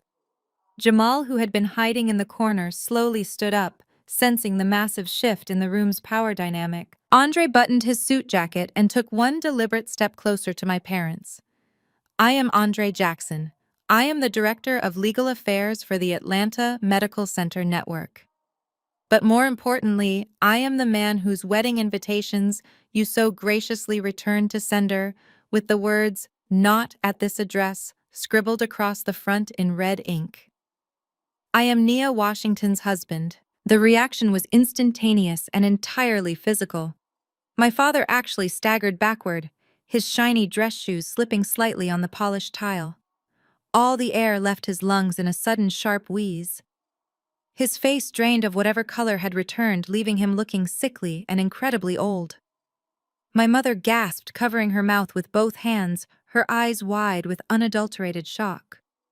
They stared at Andre, absorbing the reality of his custom-tailored suit, his confident posture, and the immense institutional power he represented. The daughter they had thrown away like garbage had not just survived, she had thrived. She had become the chief of surgery, and she had married the director of legal affairs. We owned the very ground they were currently standing on. You, my father stammered, completely unable to form a coherent sentence. You are married to Nia. Yes, Andre answered, his tone utterly devoid of warmth. And I have spent the last 2 years listening to my brilliant, beautiful wife wake up from nightmares because of the trauma you inflicted on her. I know every single detail about the night you kicked her out. I know about the missing tuition money. I know about the brutal things you said to her. So let us drop the righteous pastor act right now, Thomas. It does not work on me. For a moment there was complete silence. The magnitude of their catastrophic miscalculation crashed down on my parents. They were entirely at our mercy. Nia held Chloe's physical life in her hands, and Andre held their financial and legal fate in his. Then my mother did what she always did when backed into a corner. She completely flipped her script. The haughty, arrogant First Lady vanished in the blink of an eye. She immediately adopted the persona of a fragile, heartbroken mother desperate to heal her fractured family. She took a step toward Andre, her eyes welling up with perfectly timed tears. She clasped her hands together in front of her chest, looking up at him with an expression of pure, manufactured innocence. "Oh, Andre," my mother cried, her voice trembling with artificial emotion. "We had no idea. We were so blinded by our own grief and confusion back then. We made a terrible mistake with Nia. We were just trying to protect Chloe. You have to understand a parent's heart. We have suffered so much missing our eldest daughter." Andre stared at her, his expression completely unchanged. He did not buy a single word of her performance. My mother took another step closer, reaching out to gently touch Andre's sleeve. He smoothly shifted his arm, completely avoiding her grasp. She awkwardly pulled her hand back but kept pushing forward with her manipulation. "We are family, Andre," she pleaded, her voice dripping with sickly sweet desperation. "You are our son-in-law. Family is everything. God tells us to forgive those who trespass against us. We need to heal this rift. We need to come together right now to support Chloe. And Andre, we are in such a terrible financial bind. Jamal's accounts are frozen. The medical bills are going to be astronomical. Surely, as the legal director and as our family, you can speak to the hospital board. You can have these mounting surgical fees waived. It would be a gesture of goodwill, a fresh start for all of us." My father quickly caught on to her strategy. He nodded vigorously, straightening his posture and attempting a weak conciliatory smile. "Yes, Andre, Vivian is absolutely right. We are all men of God here. We need to focus on forgiveness. If you could just make this massive hospital bill disappear, we can put the past behind us. We can welcome you and Nia back into the family with open arms. We will even host a special dinner at the parsonage in your honor." The sheer audacity of their request was staggering. They had not seen my face in 3 years. They had just spent the last hour actively insulting me and trying to get me removed from the operating room. They had drained $50,000 of their own retirement money because they refused to admit their golden son-in-law was a fraud. And now, less than 2 minutes after discovering Andre's identity, they were trying to use his marriage to the daughter they despised to secure a $300,000 financial favor. They did not care about me. They did not care about getting to know Andre. They only cared about saving their own skin and maintaining their precious bank accounts. I watched Andre from the end of the hall, feeling a deep surge of pride. I knew exactly how he was going to respond. Andre let out a short, dark laugh. The sound was entirely devoid of humor, and it instantly shattered my parents' fragile hopes. "Welcome us back into the family." Andre repeated the words, tasting bitter on his tongue. "Pastor Washington, First Lady. Vivian, I think you severely misunderstand the current situation. I did not come down here to seek your blessing. I did not come here to join your toxic little family, and I certainly did not come here to abuse my executive authority, to erase the massive debt you are about to incur." My mother's fake tears instantly vanished, replaced by a hard, defensive glare. "But you are family," she snapped, her true colors bleeding through the facade. "You are obligated to help us. I am obligated to protect this hospital from financial fraud. Andre countered, his voice hardening into absolute steel. And right now, your family represents a massive liability. Andre turned his gaze past my parents, locking eyes with Jamal, who was still cowering in the corner. Jamal had been trying to make himself as small as possible, hoping the conflict between Andre and my parents would allow him to slip out unnoticed. But Andre's sharp eyes pinned him right to the vinyl chair. "Mr. Davis," Andre called out, his voice echoing down the corridor. "Do not think you are flying under the radar here." Jamal flinched, looking around nervously as if searching for an escape route. "What do you want with me?" "I did not do anything. I am just waiting for my wife." Andre opened his pristine leather folder once again. He pulled out a thick stack of documents printed on heavy legal paper. "As the Director of Legal Affairs, it is my job to mitigate risk when high-value uninsured patients are admitted to our VIP wards. When you aggressively demanded our luxury suite and then miraculously failed to provide a valid form of payment, I ran a standard expedited financial background check to determine your liability status." Jamal's face drained of all color. He jumped up from his chair, his hands shaking. "You cannot do that. That is an invasion of privacy. I am going to sue you." "You cannot afford to sue me, Jamal," Andre stated flatly, tapping the stack of papers. "Because according to these federal filings, you do not own a single commercial property. Your cryptocurrency investment firm is registered to a post office box in Delaware and has absolutely zero reported assets. The luxury sports car you claim to have bought yesterday is a short-term, high-interest lease that is currently 2 full months past due." My parents whipped around to stare at Jamal, their mouths hanging open in absolute horror. The rumors, the declined cards, the hushed phone calls, it was all completely true. "And that is not even the worst part." Andre continued, ignoring Jamal's pathetic protests. "The reason I am standing here tonight is not to collect a simple hospital bill. It is to inform you that your entire financial house of cards is about to collapse on top of this family. I have the receipts, Jamal. I have every single one of them, and we are going to go through them right now, line by line, until the truth is completely exposed." Andre stepped past my paralyzed parents and walked deliberately toward the small, scuffed coffee table sitting in the center of the waiting room seating area. He did not smile. He did not break eye contact with Jamal, who was trembling so violently, his knees knocked together. Andre unclasped his pristine leather folder and pulled out a thick stack of printed financial documents, dropping them onto the table with a heavy thud. The sound made my mother jump backward, clutching her purse tightly against her chest. "When you marched into the billing department, making loud, aggressive demands for our premier VIP suite and promising to pay cash, you triggered a very specific hospital protocol." Andre began, his voice calm, methodical, and dripping with authority. "Atlanta Medical Center does not offer luxury accommodations to uninsured patients based on verbal promises and cheap suits. We require verified liquid assets. So as the Director of Legal Affairs, I personally authorized a comprehensive expedited financial background check to verify your extravagant claims." Jamal shook his head frantically, taking a hesitant step backward. "You hacked my accounts. This is illegal. You have absolutely no right to look into my private business operations. I will have your job for this." Andre let out a cold, dismissive breath, completely unbothered by the empty threat. "It is completely legal, Jamal, when you explicitly offer your non-existent assets as collateral for a $300,000 medical procedure. Everything in this file is public record if you know where to look. And what our investigators found was not a commercial real estate empire. It was a poorly constructed, incredibly desperate Ponzi scheme." Andre picked up the top document, holding it up so my parents could see the glaring red foreclosure stamp printed across the top margin. "Let us start with your primary residence. The sprawling luxury estate in Buckhead you love to boast about at church gatherings. The house my in-laws believe you own outright. You do not own it.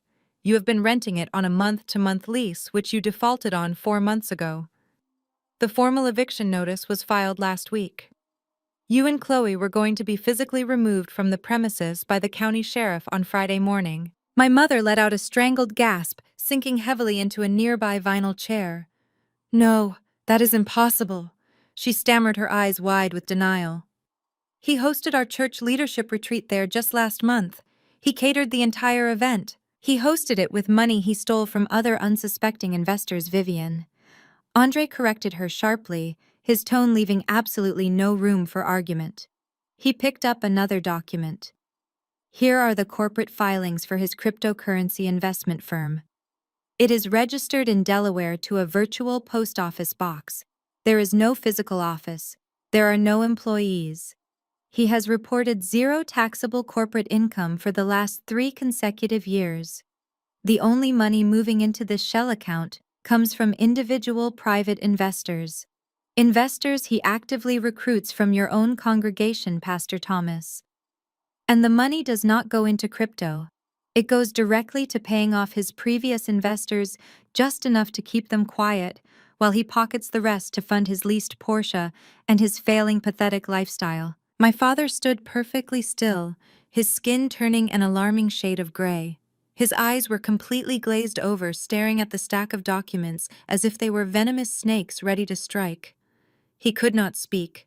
The cognitive dissonance was simply too massive for his brain to process. Andre kept going, mercilessly peeling back the layers of Jamal's pathetic fraud.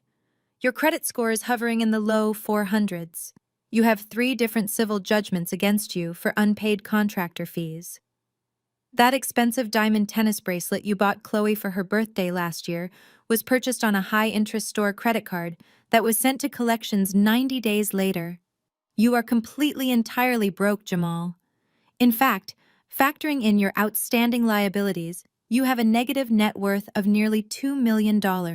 Shut up! Jamal suddenly screamed, his voice cracking in sheer panic. Shut your mouth right now! The overwhelming humiliation finally snapped the last thread of Jamal's sanity.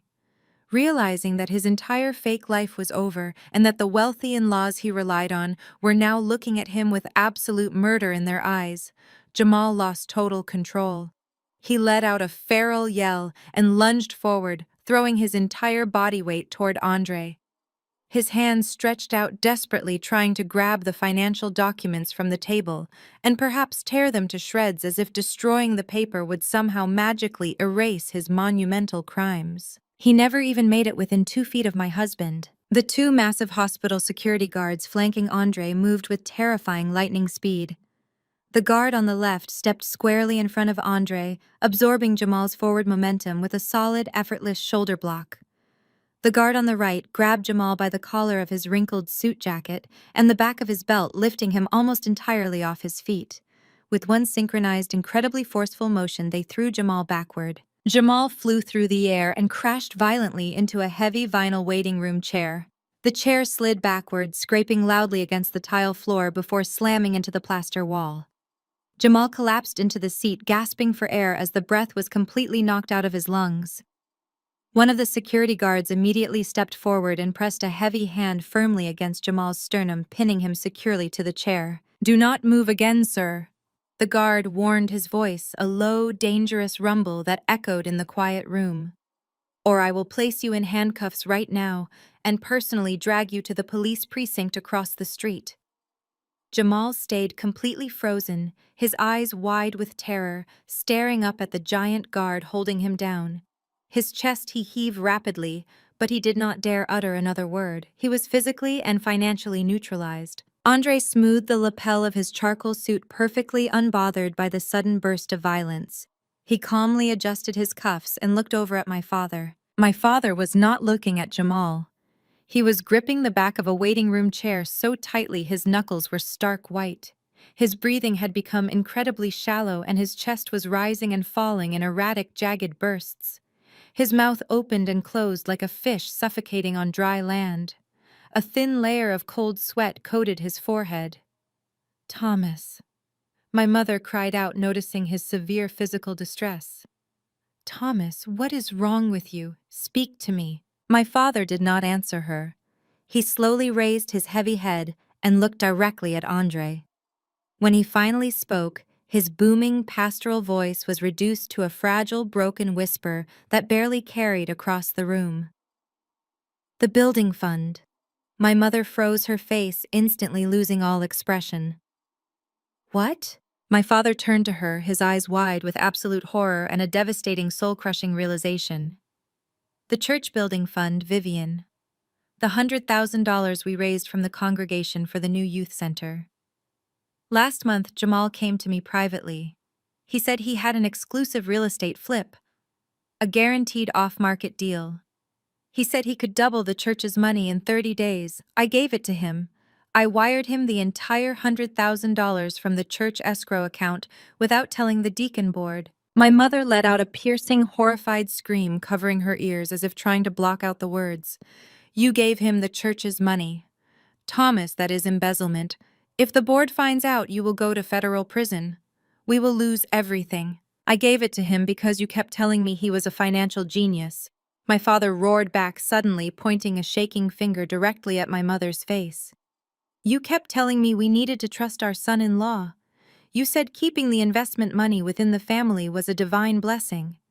I only gave it to him to cover the massive financial hole we already dug when we bailed him out the first 2 times. They were unraveling completely. The holy united front they had presented to the world for 30 uninterrupted years was dissolving right before my eyes into a bitter, toxic pool of mutual blame and criminal liability. My father clutched his chest, his face contorting in genuine physical pain as the crushing weight of his monumental stupidity crashed down upon him. He had not just bankrupted his family. He had stolen money from his own devoted congregation to feed a Ponzi scheme run by a man who could not even pay a standard hospital copay. Andre watched their spectacular collapse with absolute clinical detachment. He picked up the last piece of paper from the coffee table, holding it delicately between his fingers. $100,000. Andre repeated, shaking his head slowly in mock sympathy. That is incredibly unfortunate, Pastor. Because according to these audited bank statements, the exact moment that $100,000 hit Jamal's account, it was immediately dispersed to offshore sports betting sites and high-end casinos in Las Vegas. The money is completely gone. There is no real estate flip. There is no new youth center. There is only a massive federal wire fraud investigation waiting to happen. My father let out a pathetic whimpering sound, sinking to his knees right there on the hospital floor. The great pastor Thomas Washington was brought entirely low, completely ruined by his own blind arrogance and superficial greed. He had valued the appearance of wealth and high social status over everything else in his life.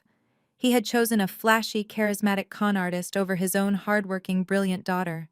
He had thrown me out into the freezing street because he desperately wanted to believe a ridiculous lie designed to protect this exact parasite. And now the parasite had completely devoured him from the inside out. Jamal sat pinned in his chair, sobbing quietly into his hands, his false bravado entirely stripped away. My mother stood paralyzed, her hands hovering near her face, completely unable to process the total destruction of her entire social and financial existence. And my father knelt on the cold floor, clutching his chest, a broken, disgraced man facing absolute ruin. I stood silently near the nurse's station, a few yards away, watching my husband expertly dismantle the people who had actively tried to destroy me. It was a masterclass in absolute righteous retribution, delivered without ever raising his voice. The sheer poetic justice of watching their superficial world implode was incredibly satisfying. But the autopsy was not quite finished. Andre had laid bare the financial crimes and the gross negligence, but the true emotional betrayal, the foundational lie that had torn our family apart 3 years ago, was still waiting to be dragged into the unforgiving light. The stage was perfectly set for the final devastating blow. I pushed off the edge of the nurse's station and walked slowly toward the center of the waiting room. The sharp clicking of my clogs against the pristine tile floor drew the attention of everyone in the room. My mother looked up from her paralyzed state, her eyes darting from Andre to me. The sheer desperation in her gaze was pathetic. Now that her wealthy son-in-law was exposed as a complete fraud, and her husband was kneeling on the floor facing federal prison, she was desperately searching for a new savior. She saw my scrubs, my badge, and the unwavering support of my powerful husband, and she immediately tried to pivot. "Oh, Nia!" My mother cried out, her voice cracking as she stumbled forward. Her silk emerald dress was stained and wrinkled, completely stripped of its former elegance. She reached out her trembling hands toward me, tears streaming down her face. Nia, you have to help us. You heard what Andre just said. Jamal has completely ruined us. He lied to us. He manipulated your father. He stole from the church. He is a monster. We are victims in all of this. Please, Nia, you are a doctor here. You have influence. You can help us sort this out. We are your family. I did not move a single muscle to comfort her. I let her hands hang awkwardly in the empty space between us until she finally dropped them to her sides in complete defeat. You are not a victim, Vivian, I said, my voice dropping to a low, chilling register. You are a willing participant. You chose to close your eyes to the truth because the lie looked better on Sunday morning. Andre stepped smoothly between us, shielding me completely from my mother's toxic presence. He looked down at her with an expression of pure, unadulterated contempt. Do not ever try to touch my wife again. Andre warned, his voice slicing through the heavy air like a razor blade. And do not dare stand there and pretend you are an innocent victim of Jamal's deceit. Because Jamal's financial crimes against your family did not start with the church building fund last month. They started 3 years ago, and you were the ones who handed him the weapon. My father, who was still kneeling on the floor clutching his chest, slowly looked up. What are you talking about? He wheezed, his face pale and slick with cold sweat. We did not know Jamal 3 years ago. Chloe had only just started dating him. Andre reached into his pristine leather folder one final time. The atmosphere in the waiting room shifted, becoming incredibly dense and suffocating. This was the moment I had waited 3 agonizing years for. This was the vindication I had prayed for while sleeping in the freezing backseat of my car, while working grueling triple shifts at the hospital, while crying myself to sleep wondering why my own parents hated me so much. When I initiated the asset investigation into Jamal, I instructed my team to go back exactly 36 months. Andre explained, holding a single heavily redacted banking document in his right hand. I wanted to see the exact origin point of his financial relationship with your daughter. I wanted to see when the bleeding actually started. And what I found was a massive influx of cash into a highly secured offshore account located in Antigua. Andre walked over to my father and dropped the piece of paper directly onto the floor in front of his knees. Look at the date, Thomas, Andre commanded. Look at the exact date and the exact dollar amount of that wire transfer. My father's trembling hands reached out and picked up the paper. He adjusted his glasses, squinting at the small black text printed across the official bank letterhead. His eyes scanned the numbers and then stopped completely. His breath hitched violently in his throat. $150,000. My father whispered the number, echoing in the dead silent hospital corridor. It was transferred on October 12th. My mother let out a sharp gasp, stepping back as if the paper was physically burning her. October 12th, she repeated, her voice shaking uncontrollably. That was the day before. That was the day before you kicked my wife out of your house. Andre finished the sentence for her, his voice booming with righteous fury. That was the day Chloe came crying to you, claiming that her entire medical school tuition fund was missing. That was the day she pointed her finger at Naya and told you she had stolen the money to buy drugs. My father looked from the paper to Jamal, who was still pinned against the waiting room chair by the security guard. Jamal was openly weeping now, shaking his head back and forth in a pathetic attempt to deny the undeniable reality. Andre pointed a sharp finger directly at Jamal. 3 years ago, Jamal owed a massive debt to an illegal sports betting syndicate. They were threatening to break his legs. He was desperate. So he convinced his brand new girlfriend, your perfect golden child Chloe, to bail him out. No, my mother shrieked, covering her ears. No, Chloe would never do that. She wanted to be a doctor. That was her tuition money. Chloe never wanted to be a doctor, Vivian. I finally spoke, stepping out from behind Andre to deliver the absolute truth. She only applied to medical school because you and Thomas forced her to. She failed her entrance exams twice. She was terrified of disappointing you. So when Jamal needed money, she saw the perfect way out. She could give him the tuition money, play the victim, and escape the pressure of medical school all at the same time. Andre tapped the banking document in my father's hands. Look at the authorizing signature at the bottom of the wire transfer, Thomas. The bank requires a verified physical signature for offshore transfers of that magnitude. It is not Nia's signature. It is Chloe's. Your golden daughter walked into that bank branch, looked the teller dead in the eye, and voluntarily wired every single penny of her own tuition fund directly into Jamal's gambling account. The silence that followed was heavy enough to crush bone. My father stared at the signature on the paper, the familiar sweeping cursive of his youngest daughter, the absolute definitive proof of her ultimate betrayal. She orchestrated the entire thing. Andre continued, his voice relentless, pounding the truth into their skulls. She wired the money to her boyfriend. Then she came home and put on a spectacular performance for you. She knew you already resented Nia for being smarter, more independent, and less easily controlled. She knew you would jump at the chance to tear Nia down, so she handed you the perfect excuse, and you took it. I said, my voice breaking slightly, but I forced it to remain steady. I stared directly into my father's eyes. You took her word without a single shred of evidence.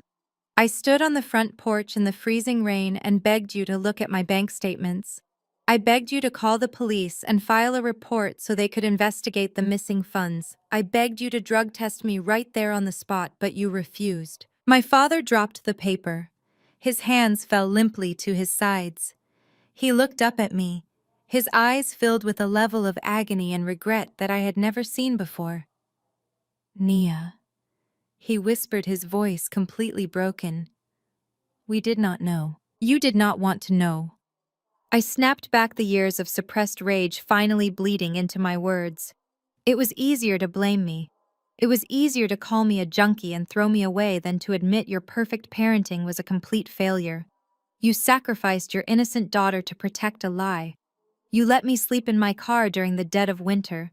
You let me starve. You missed my graduation. You missed my wedding. You missed everything because you were too arrogant to admit you might be wrong. My mother fell to her knees right beside my father, her silk dress pooling around her on the cold, sterile floor. She reached out and grabbed the hem of my surgical scrubs, sobbing hysterically. I am so sorry. She wailed, her tears staining the blue fabric. Oh God, what have we done? We threw away our own flesh and blood. Please, Nia, forgive us. We were blind. We were so incredibly blind. I looked down at the two people who had given me life and then systematically tried to destroy it. They were no longer the powerful, imposing figures of my childhood. They were just two broken, aging hypocrites kneeling on a hospital floor, completely surrounded by the wreckage of their own terrible choices. I gently but firmly pulled the fabric of my scrubs out of my mother's desperate grasp. I took a step back, putting physical and emotional distance between us. Your apologies mean absolutely nothing to me now, I said, my voice returning to its cold, clinical baseline. You are only apologizing because you got caught. You are only crying because the man you chose over me just stole your retirement fund and bankrupted your church. If Jamal was actually a millionaire, you would still be calling me a drug addict today. My father buried his face in his hands, his shoulders shaking with silent, heavy sobs. The destruction of his pride was absolute. I turned to Andre. He gave me a single affirming nod, a silent communication of unwavering support and deep protective love. We had delivered the truth. We had exposed the rot at the core of my family. The surgical removal of their toxic influence was almost complete. At that exact moment, the heavy double doors of the surgical intensive care unit swung open down the hall. A critical care nurse stepped out, looking directly at me, holding a clipboard. Dr. Washington, the nurse called out, her voice echoing in the quiet corridor. The patient is waking up. She is extubated and conscious. My parents immediately snapped their heads up, their tear-streaked faces turning toward the intensive care unit. Chloe was awake. The architect of this entire nightmare was finally conscious. I looked down at my parents one last time. You wanted to see your daughter, I said coldly. Well, she is awake. Let us go see what she has to say for herself now that her entire world has burned completely to the ground. We followed the critical care nurse down the brightly lit corridor toward the surgical intensive care unit. My father walked with a heavy, dragging limp, as if the revelation of the offshore wire transfer had physically broken the bones in his legs. My mother trailed slightly behind him, her silk emerald dress looking completely ruined, her posture permanently hunched. They did not speak a single word to each other. The frantic energy of their earlier panic had been entirely replaced by a hollow, devastating silence. They were walking toward the daughter they had worshipped for 29 years, but they were no longer walking toward a savior or a golden child. They were walking toward a stranger who had meticulously orchestrated their absolute financial and social destruction. Andre walked close beside me, his hand resting gently on the small of my back, providing a steady, grounding presence. I felt completely invincible. The ghosts of my past were finally being exorcised in the harsh fluorescent lighting of my own hospital.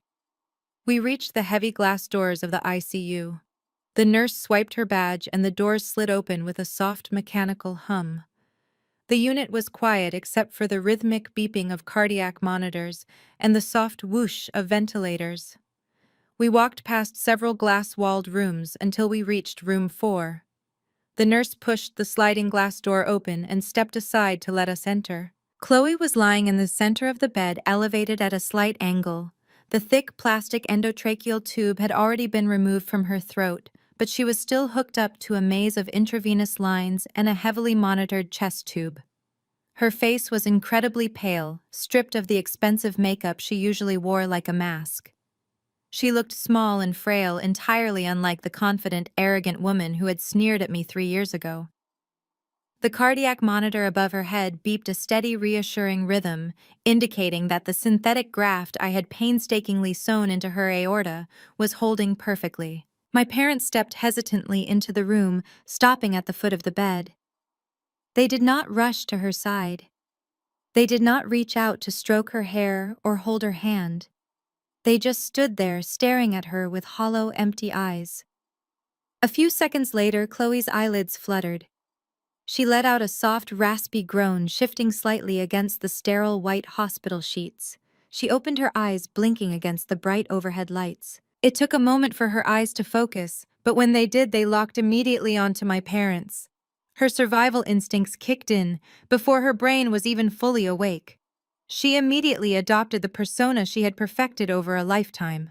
Her face twisted into a mask of pure, innocent suffering. "Mom, Dad," she croaked, her voice hoarse from the intubation tube. "It hurts. Everything hurts so much." Oh, she waited for the inevitable rush of affection. She expected my mother to throw her arms around her, weeping. She expected my father to boom with righteous anger, demanding better pain medication for his precious angel. But they did not move. They remained frozen at the foot of the bed, staring at her as if she were a dangerous animal in a cage. Chloe frowned, confused by their unnatural stillness. Her eyes darted frantically around the room, searching for an explanation. Then she saw me. I was standing near the door with Andre, my arms crossed over my chest, wearing my blue scrubs and my chief of surgery badge. Chloe's heart monitor immediately spiked, the steady rhythm jumping into a rapid, panicked cadence. Her eyes widened in absolute terror and pure, calculated malice. "What is she doing here?" Chloe shrieked, her raspy voice breaking. "Make her leave right now, she hurt me." My parents remained completely silent, watching the performance unfold. Chloe mistook their silence for hesitation and doubled down on her vicious lies, pressing the only button she thought would work. "Mom, Dad, listen to me," Chloe cried out, pointing a trembling finger directly at my face. "I remember the surgery. I woke up while she was cutting me. She did this on purpose. She tried to kill me on the operating table for revenge. I swear she intentionally hurt me. You have to call the police. You have to get her arrested. She is a drug addict. She should not be a doctor. Do not let her near me." Her near. The sheer, unadulterated audacity of her lies was breathtaking. She had just survived a massive, catastrophic medical event entirely because of my surgical skill. I had stood over her bleeding body for 3 hours, meticulously repairing the damage she had inflicted upon herself with her own reckless drug abuse. And the very first words out of her mouth were a calculated attempt to frame me for attempted murder. She was exactly the same monster she had been 3 years ago. She had not changed. She had not learned a single thing. She still believed that she could manipulate reality simply by crying and pointing her finger at me. But this time the spell was completely broken. 3 years ago, my parents would have instantly believed her. They would have attacked me. They would have called hospital security to have me forcibly removed and stripped of my medical license. Today, they did absolutely nothing. My mother looked at Chloe's trembling, pointing finger and then slowly lowered her gaze to the floor. She could not even bear to look at the monster she had created. My father crossed his arms over his chest, his jaw clenched so tightly the muscles in his face trembled. He stared at his golden child with an expression of pure, unadulterated disgust. Chloe's frantic cries slowly faded into a confused, heavy silence as she realized her performance was not working. She looked from my father to my mother, her panic genuine now. "Mom, Dad, why are you just standing there? Did you not hear what I said? She tried to kill me. Where is Jamal? I want my husband. Get Jamal in here right now." My father finally spoke, his voice a low, terrifying rumble. "Jamal is currently being detained by hospital security in the waiting room," my father said coldly. "He is waiting to be handed over to the Atlanta Police Department for federal wire fraud." Chloe froze. The color completely drained from her already pale face, leaving her looking like a corpse. "What?" she whispered. "What are you talking about? Jamal is a millionaire. He is a successful real estate investor. We know about the offshore accounts, Chloe." Andre interjected, stepping forward into the light so she could see him clearly. "We know about the Delaware Shell Company. We know about the fake crypto investments. We know about the leased cars and the foreclosure on your house. And most importantly, we know about the bank wire transfer from October 12th, 3 years ago." Chloe's heart monitor let out a loud, continuous warning beep as her heart rate skyrocketed. She stared at Andre, her mouth opening and closing in absolute shock. "We know you wired your entire $150,000 tuition fund directly into Jamal's gambling account." Andre continued, his voice relentless. "We know you orchestrated the entire lie to cover his debts and framed your sister to protect yourself. And we know that your husband just embezzled $100,000 from your father's church. Your entire life is a fraud." Chloe looked desperately at my parents, searching for any sign of forgiveness or denial. But there was nothing. They were completely empty. The realization that she had been entirely exposed, that her entire kingdom of lies had been burned to the ground, finally hit her. She let out a loud, pathetic sob, burying her face in her hands. That was when I started to laugh. It started as a low chuckle deep in my chest and quickly grew into a full, cold, genuine laugh that echoed brightly off the sterile walls of the intensive care unit. It was the laugh of a woman who had finally been completely released from a lifetime of unearned guilt and toxic manipulation. It was the sound of absolute freedom. I stopped laughing and walked slowly toward the side of her bed. I reached into the large front pocket of my scrubs and pulled out a thick, stapled document. I had printed it out at the nurse's station before we walked in. It was the preliminary itemized hospital bill for an emergency open heart surgery, a complex synthetic aortic graft, an extended stay in the surgical intensive care unit, and the required battery of high-grade pharmaceutical drugs. I stood over her, looking down at her pathetic weeping form. I did not feel an ounce of pity. I raised my hand and casually dropped the thick stack of papers directly onto her lap. The heavy thud made her flinch. Chloe slowly pulled her hands away from her face and looked down at the document. Her eyes widened as she read the massive, bold number printed at the bottom of the final page. $320,000. "Since Jamal let your premium health insurance lapse 8 months ago for non-payment, you are entirely responsible for this balance out of pocket," I said, my voice perfectly calm and incredibly sharp. "And since your bank accounts are currently frozen under a federal fraud investigation, I expect you will have a very difficult time setting up a payment plan." Chloe looked up at me, tears streaming down her face. "Nia, please," she begged, her voice a pathetic whisper. "You are my sister. I did not kill you on the operating table, Chloe," I said, leaning in slightly so she could see the absolute coldness in my eyes. "I saved you. I stood over your broken, drug-addicted body, and I meticulously put your heart back together piece by piece. I gave you your life back, so you can live long enough to pay me back every single penny you owe me." Chloe stared at the thick stack of papers resting heavily on her lap. The bold print of the $320,000 balance seemed to brand itself directly into her retinas. She opened her mouth to argue, to scream her usual demands for someone else to fix her problems, but the words completely died in her throat. Her eyes darted frantically around the sterile room, searching for an escape route that did not exist. She looked at my face and finally realized that the older sister she used to bully was entirely gone. I was not the family scapegoat anymore.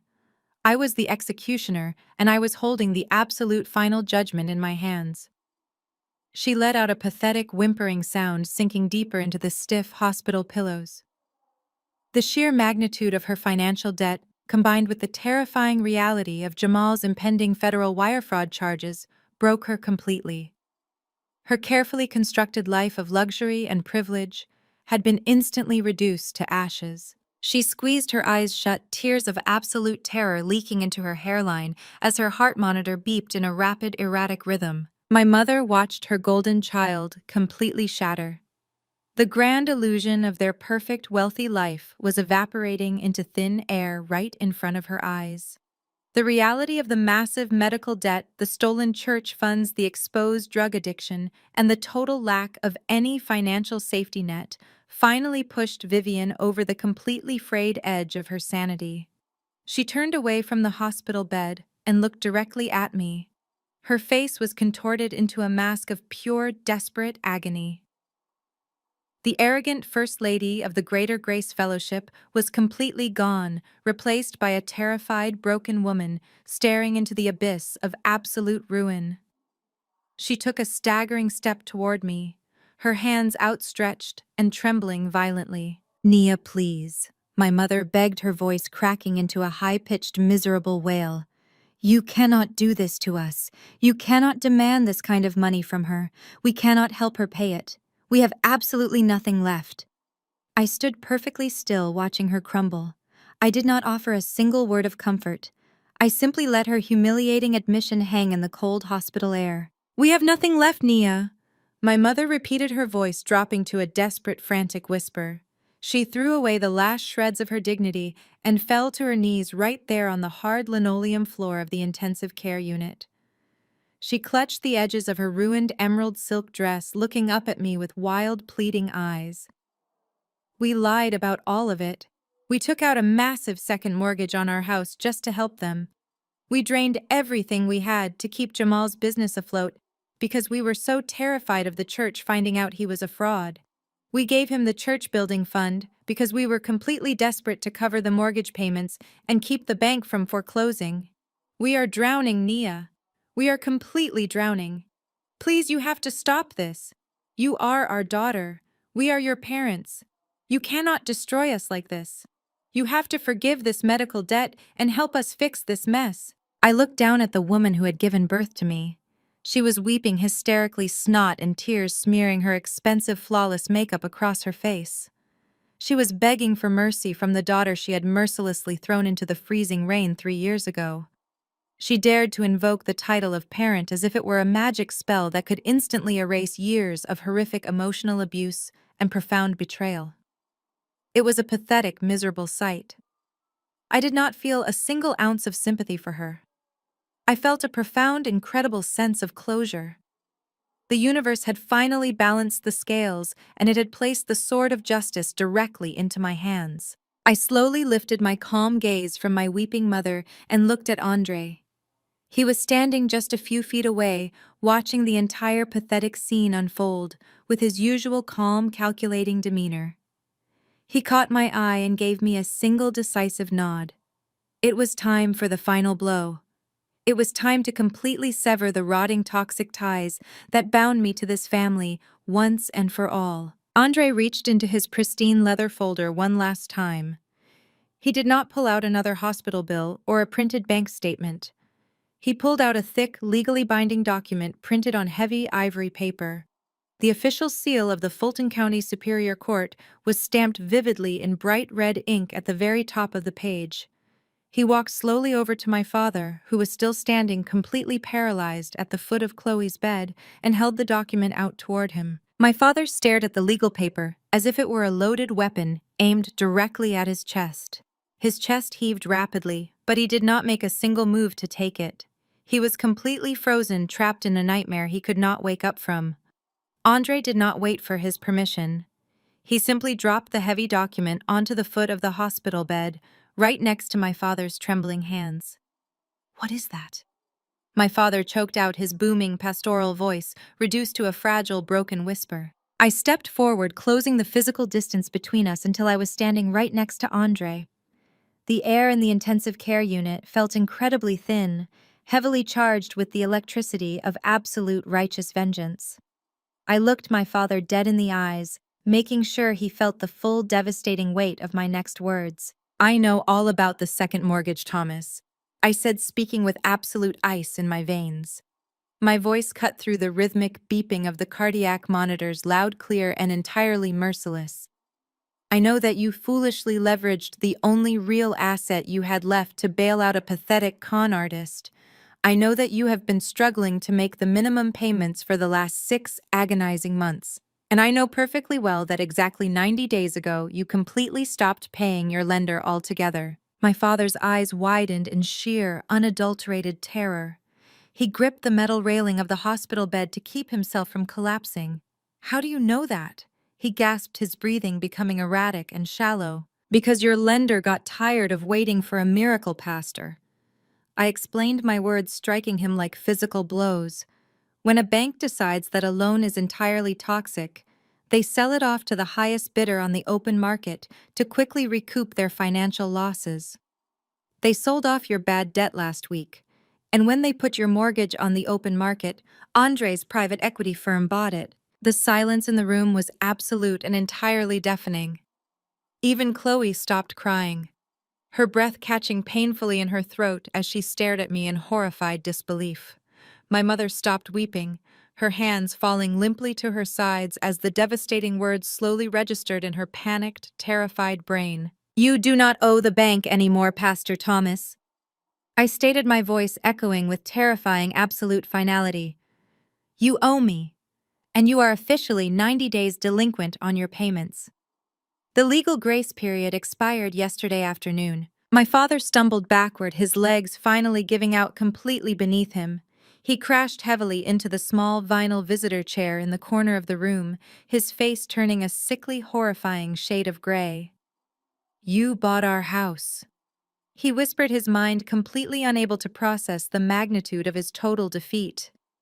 "You bought the family home." "I did not just buy your house, Thomas," I corrected him smoothly, my tone completely devoid of any familial warmth. "I bought your debt. I own your financial ruin. And since you are in severe, undeniable default, I am exercising my absolute legal right to foreclose on the property immediately without any further warning or negotiation. The official county eviction notice will be securely pinned to your front door at exactly 8 o'clock tomorrow morning." My father grabbed his chest, letting out a sound that was half gasp and half sob. "But the church," he stammered frantically. "The parsonage is tied to that property. If we lose the house, we lose everything. Where are we supposed to go? We will be completely homeless." I tilted my head slightly, feigning a moment of thoughtful consideration before delivering the final lethal strike. "That sounds like a personal problem, Pastor. Perhaps you can ask Jamal to let you sleep in the back seat of his leased Porsche before the dealership repossesses it. Or maybe you can sleep on the floor of the church youth center." "Oh wait, you gave all that money away too." My mother let out a blood-curdling scream of pure agony, burying her face in her hands and sobbing so violently her entire body shook. Chloe simply stared at the ceiling, her heart monitor beeping frantically as the sheer totality of their destruction washed over her. They had absolutely nothing left. Their money was gone. Their reputation was completely destroyed. Their golden child was drowning in insurmountable medical debt. Their son-in-law was going to federal prison. And the beautiful, sprawling colonial home they used to project their fake generational wealth to the entire world now legally belonged to the daughter they had treated like absolute garbage. Checkmate. I whispered, the single word hanging in the air like an absolute death sentence. I looked at the three of them and felt an overwhelming wave of peace wash over my soul. This was the exact moment the heavy chains of my childhood trauma finally snapped and fell away. I did not need their conditional love. I did not need their fake approval. I had built a magnificent life entirely from the ashes they left me in.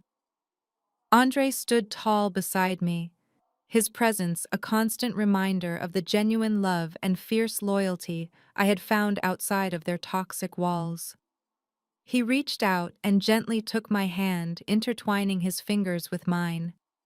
We had executed the plan with absolute flawless precision. Every single lie they had ever told, every cruel, manipulative tactic they had ever used, had been systematically dismantled and weaponized against them. They were completely trapped in a prison of their own meticulous design. I stood tall in my blue surgical scrubs, looking down at the ruins of the Washington family empire, knowing that I was the one who had finally burned it to the ground. The heavy silence that followed my declaration was abruptly shattered by the sound of squeaking rubber soles against the linoleum. While my father was having a complete mental breakdown in the visitor chair and my mother was weeping hysterically on the floor, Jamal had correctly deduced that his protective shield was entirely gone. He realized that the wealthy family he had been leeching off of for 3 years was now completely bankrupt and facing immediate eviction. With all eyes focused on the catastrophic revelation of the foreclosed mortgage, Jamal decided to cut his losses. He slowly backed away from the foot of the bed, keeping his head down and inching quietly toward the sliding glass door of the intensive care unit. He thought he could simply slip out into the hospital corridor, take the emergency stairwell down to the lobby, and disappear into the humid Atlanta night before anyone realized he was missing. He made it exactly halfway out the glass door before Andre spoke. "Leaving so soon, Jamal?" Andre asked, his voice casual but laced with undeniable menace. He casually lifted his left arm, pulling back the cuff of his charcoal suit jacket to check his expensive silver wristwatch. "You really should stay. The grand finale is just arriving." Jamal froze, his hand resting on the metal handle of the sliding door.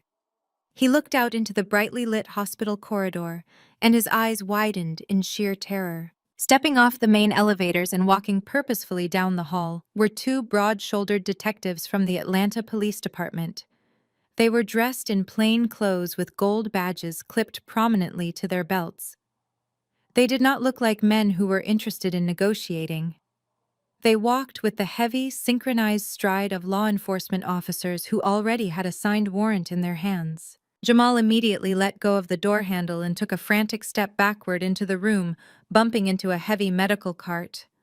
The crash made Chloe jump in her bed. Jamal looked around wildly like a trapped rat, but there was absolutely nowhere left to run. The two detectives stepped through the sliding glass door, completely blocking the only exit. "Jamal Davis." The lead detective asked, his voice a deep, gravelly baritone that commanded instant compliance. Jamal swallowed hard, his Adam's apple bobbing nervously. "I want my lawyer." He squeaked, his false bravado entirely gone. "You are going to need a very expensive one," the detective replied, pulling a pair of heavy steel handcuffs from his belt. "Jamal Davis, you are under arrest. We have federal warrants out of the state of Delaware for multiple counts of wire fraud, criminal embezzlement, and felony grand larceny. We also have active warrants regarding several $100,000 in unpaid gambling debts to interstate casinos. Turn around and put your hands behind your back, right now." Jamal hesitated, looking desperately toward my father. "Pastor Thomas, tell them. Tell them I am your son-in-law. Tell them it is a misunderstanding about the church funds." My father did not even look at him. He remained slumped in the vinyl chair, his eyes vacant, staring blankly at the wall. The man who used to command a congregation of 10,000 people could not even summon the strength to defend the fraud he had sacrificed his own daughter for. The second detective did not wait for Jamal to comply. He stepped forward, grabbed Jamal roughly by the shoulder, and spun him around, forcing his hands behind his back. The sharp metallic click of the handcuffs snapping shut echoed loudly across the intensive care unit. It was the sound of absolute finality. "No!" Chloe screamed from her hospital bed, her voice tearing painfully through her newly repaired throat. "You cannot take him. He is my husband.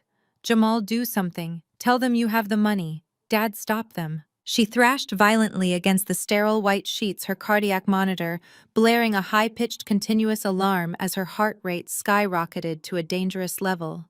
A team of ICU nurses rushed into the room, pushing past the detectives to stabilize her, injecting a heavy sedative directly into her intravenous line to keep her from tearing her fresh surgical incisions. Jamal did not fight back. He let the detectives pull him out of the room, his head hung low in absolute defeat. He was dragged down the pristine hospital hallway, the harsh fluorescent lights exposing him for the pathetic broke criminal he truly was. My mother watched Jamal disappear down the corridor, and then she completely lost whatever remaining grip she had on reality. The arrest was the final nail in the coffin of their public image. She scrambled across the floor on her hands and knees, ignoring the nurses who were desperately trying to calm Chloe down. She reached me and grabbed the fabric of my scrub pants and the hem of my white lab coat, which I had thrown on over my scrubs earlier. Her grip was tight, desperate, and entirely manic. "Nia, please!" My mother wailed, her face completely distorted by her uncontrollable sobbing. "You have to stop this. You have to fix this. You are powerful here. Tell Andre to call the police off. Tell him to drop the foreclosure.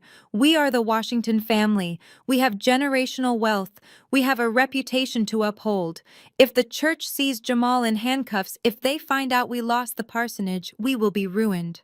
Our entire legacy will be destroyed. You must forgive us. God commands you to forgive your family." I looked down at the pathetic woman clinging to my coat. She was still trying to weaponize religion to save her bank account. She was still prioritizing the illusion of generational wealth over the daughter she had emotionally tortured. I reached down and grasped her wrists. My grip was not violent, but it was incredibly firm, completely unyielding. I forcefully peeled her manicured fingers off my white coat one by one and pushed her hands away.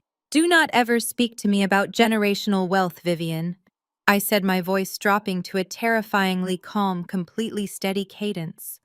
"Your generational wealth was nothing but an illusion built on lies, arrogance, and stolen church funds. You have no legacy left to protect." She looked up at me, her eyes wide with shock at my physical rejection. "But we are your family," she whispered. "You stopped being my family 3 years ago," I replied, stepping back so I could look down at both her and my father. "You want to talk about the past? Let us talk about it. Let us talk about what I was doing while you were parading your precious golden child around the church, praising her fake accomplishments." My father slowly lifted his head from his hands, compelled by the raw, undeniable authority in my voice. "When you changed the locks and threw me out, I had exactly $42 in my checking account." I continued, my words slicing through the heavy air. "I slept in the back seat of my freezing Honda Civic in the hospital parking garage for 6 solid months. I washed my hair in the public sinks of the hospital cafeteria bathrooms before my surgical rotations. I ate expired sandwiches out of the vending machines because I could not afford hot food. I worked as an orderly on the weekends, cleaning up blood and bodily fluids. I tutored underclassmen at night. I worked 3 different jobs just to keep my head above water, to pay my own tuition, and to survive the absolute hell you abandoned me in." My mother covered her mouth, fresh tears spilling over her cheeks, as the brutal reality of my survival finally penetrated her thick skull. "I built my life from the absolute ground up," I declared, standing as tall as I possibly could, radiating the immense power I had earned through my own blood, sweat, and tears. "I became the youngest chief of cardiothoracic surgery in the history of this hospital. I married a man who actually loves and protects me. I built a real empire while you two were busy funding a fake one." I turned my gaze directly onto my father. He shrank back into his chair, unable to meet my eyes. "You stand behind a pulpit every Sunday, Pastor Thomas, and you preach the word of God," I said, my voice echoing with righteous condemnation. "You love to quote scripture to control your congregation. Well, let me remind you of a few verses you conveniently forgot. Proverbs 16:18. Pride goes before destruction, and a haughty spirit before a fall. You read that verse your entire life, but you never actually understood it until tonight." My father flinched as if I had physically struck him across the face. "And let us not forget Galatians 6:7. I continued, relentless in my dismantling of their religious hypocrisy. "Do not be deceived. God cannot be mocked. A man reaps exactly what he sows. You sowed cruelty, Thomas. You sowed arrogance, greed, and betrayal. You chose a con artist over your own flesh and blood because you cared more about appearances than the truth. And now you are reaping the harvest of your own monumental stupidity. The silence that followed my sermon was absolute. The nurses had successfully sedated Chloe, and she lay unconscious in her bed, completely unaware of the final judgment being passed. My parents were completely broken, stripped of their money, their home, their reputation, and their ridiculous religious superiority. They had nothing left to say. There were no more lies to tell, no more manipulations to try. They were completely cornered by the devastating consequences of their own actions. I looked at the two of them and realized that I did not hate them anymore. Hate requires energy. Hate requires attachment. Looking at them now shivering and ruined on the floor of my intensive care unit, I felt absolutely nothing. They were strangers to me. Pathetic, empty strangers. I turned to Andre. He gave me a soft, proud smile, offering his arm. I looped my arm through his, feeling the solid, comforting warmth of his presence. "The eviction notice will be on your door at 8 in the morning." I said my final words to them, echoing coldly in the room. "I suggest you go home and start packing whatever cheap clothes Jamal has not already pawned, because by tomorrow afternoon the locks will be changed, and unlike you, I will not let you stand on my porch in the rain. I will simply have you arrested for trespassing." Without another word, I turned my back on the Washington family. I walked out of the intensive care unit, the glass doors sliding shut behind me, sealing them inside the sterile prison of their own making. The heavy hospital air suddenly felt incredibly light, and I took my first deep breath as a completely free woman. I paused right at the threshold of the sliding glass doors, letting them hold open for just one final moment. I turned back to look at the room. My father, Thomas Washington, was sitting entirely flat on the cold linoleum floor, his long legs sprawled out in front of him, like a discarded marionette whose strings had been abruptly severed. He was staring blankly at the wall, completely broken by the absolute collapse of his financial and social empire. He had traded his own flesh and blood for a massive house and a fake millionaire son-in-law, and now he had absolutely nothing. On the hospital bed, Chloe was heavily sedated, but hot tears were continuously leaking from the corners of her closed eyes, soaking the sterile white pillows. Even in her chemically induced sleep, the crushing reality of her new existence was suffocating her. She was waking up to a dark world where she had no wealthy husband to fund her lavish lifestyle, no secret tuition money to steal, and a staggering $320,000 medical debt firmly attached to her name. Her golden child status was entirely useless now. It could not pay a massive hospital bill or bail her out of this bottomless hole. My mother Vivian remained on her hands and knees, her ruined emerald silk dress pooled around her. She had descended into a catatonic state of silent weeping, rocking back and forth, as she finally realized no one was coming to save her. The congregation she valued over her own daughter would soon find out about the embezzled building fund, and she would be forced to face the exact public humiliation she had spent her entire life desperately avoiding. I reached up and unclipped my Chief of Surgery identification badge from my white lab coat. My long shift was officially over, and my duties as a doctor to this specific patient were completely fulfilled. I held the smooth plastic badge in my hand, looking down at the pathetic ruins of the family that had tried so incredibly hard to destroy me. 3 years ago, you threw me out in the freezing rain and told me I was dead to you. I said, my voice carrying an absolute finality that echoed off the thick glass walls. You told me never to come back. You got your wish. My father slowly shifted his vacant eyes toward me, but did not have the strength to speak a single word. The daughter you had is dead. I continued, my words falling like heavy stones into the silent room. She died on that front porch while you watched her freeze. I am not your daughter. I am not your sister. I am just the landlord who is taking her property back. I slipped the badge into my pocket. I reached out and firmly linked my arm through Andre's, offering him a genuine smile. He smiled back, his eyes filled with immense pride and unwavering love. Without another word, we turned our backs on the wailing, devastated family and walked out of the surgical intensive care unit. The glass doors shut completely, sealing the Washington family inside their brightly lit prison. The chaotic sounds of their weeping and the frantic beeping of the cardiac monitors were instantly muted by the soundproof glass. We walked together down the pristine, quiet hospital hallway, leaving the toxic chaos of my blood relatives far behind.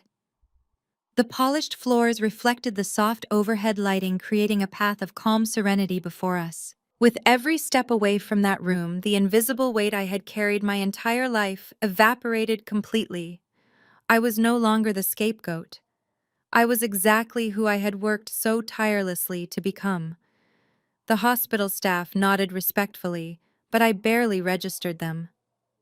My mind was focused entirely on the brilliant future outside these walls. The rhythmic squeak of my clogs against the tile felt like a victory march. We pushed through the double doors of the main entrance and stepped into the warm, humid Atlanta night. The city air smelled like blooming jasmine, a sharp, comforting contrast to the sterile bleach of the operating room. The vibrant lights of the downtown skyline sparkled in the distance, a beautiful, sprawling testament to ambition and resilience. It was a city where I once slept in my freezing car, and it was now a city that I essentially owned. We walked toward Andre's sleek black car, parked securely in the executive lot. I looked up at the dark sky, feeling a profound sense of absolute victory. I had not just survived the vicious betrayal of my family. I had conquered it completely. I had built an untouchable career, accumulated immense personal wealth, and found a brilliant partner who valued my strength. The people who tried to bury me were now permanently trapped under the dirt of their own lies. Andre quietly unlocked the car door and held it open for me, but I paused for a brief moment before getting in. I closed my eyes, leaning my head back slightly, and took a deep, slow breath, filling my lungs completely with the warm night air. I held it for a second, savoring the absolute quiet peace of my new reality. Then I let it out in a long, deeply satisfied exhale.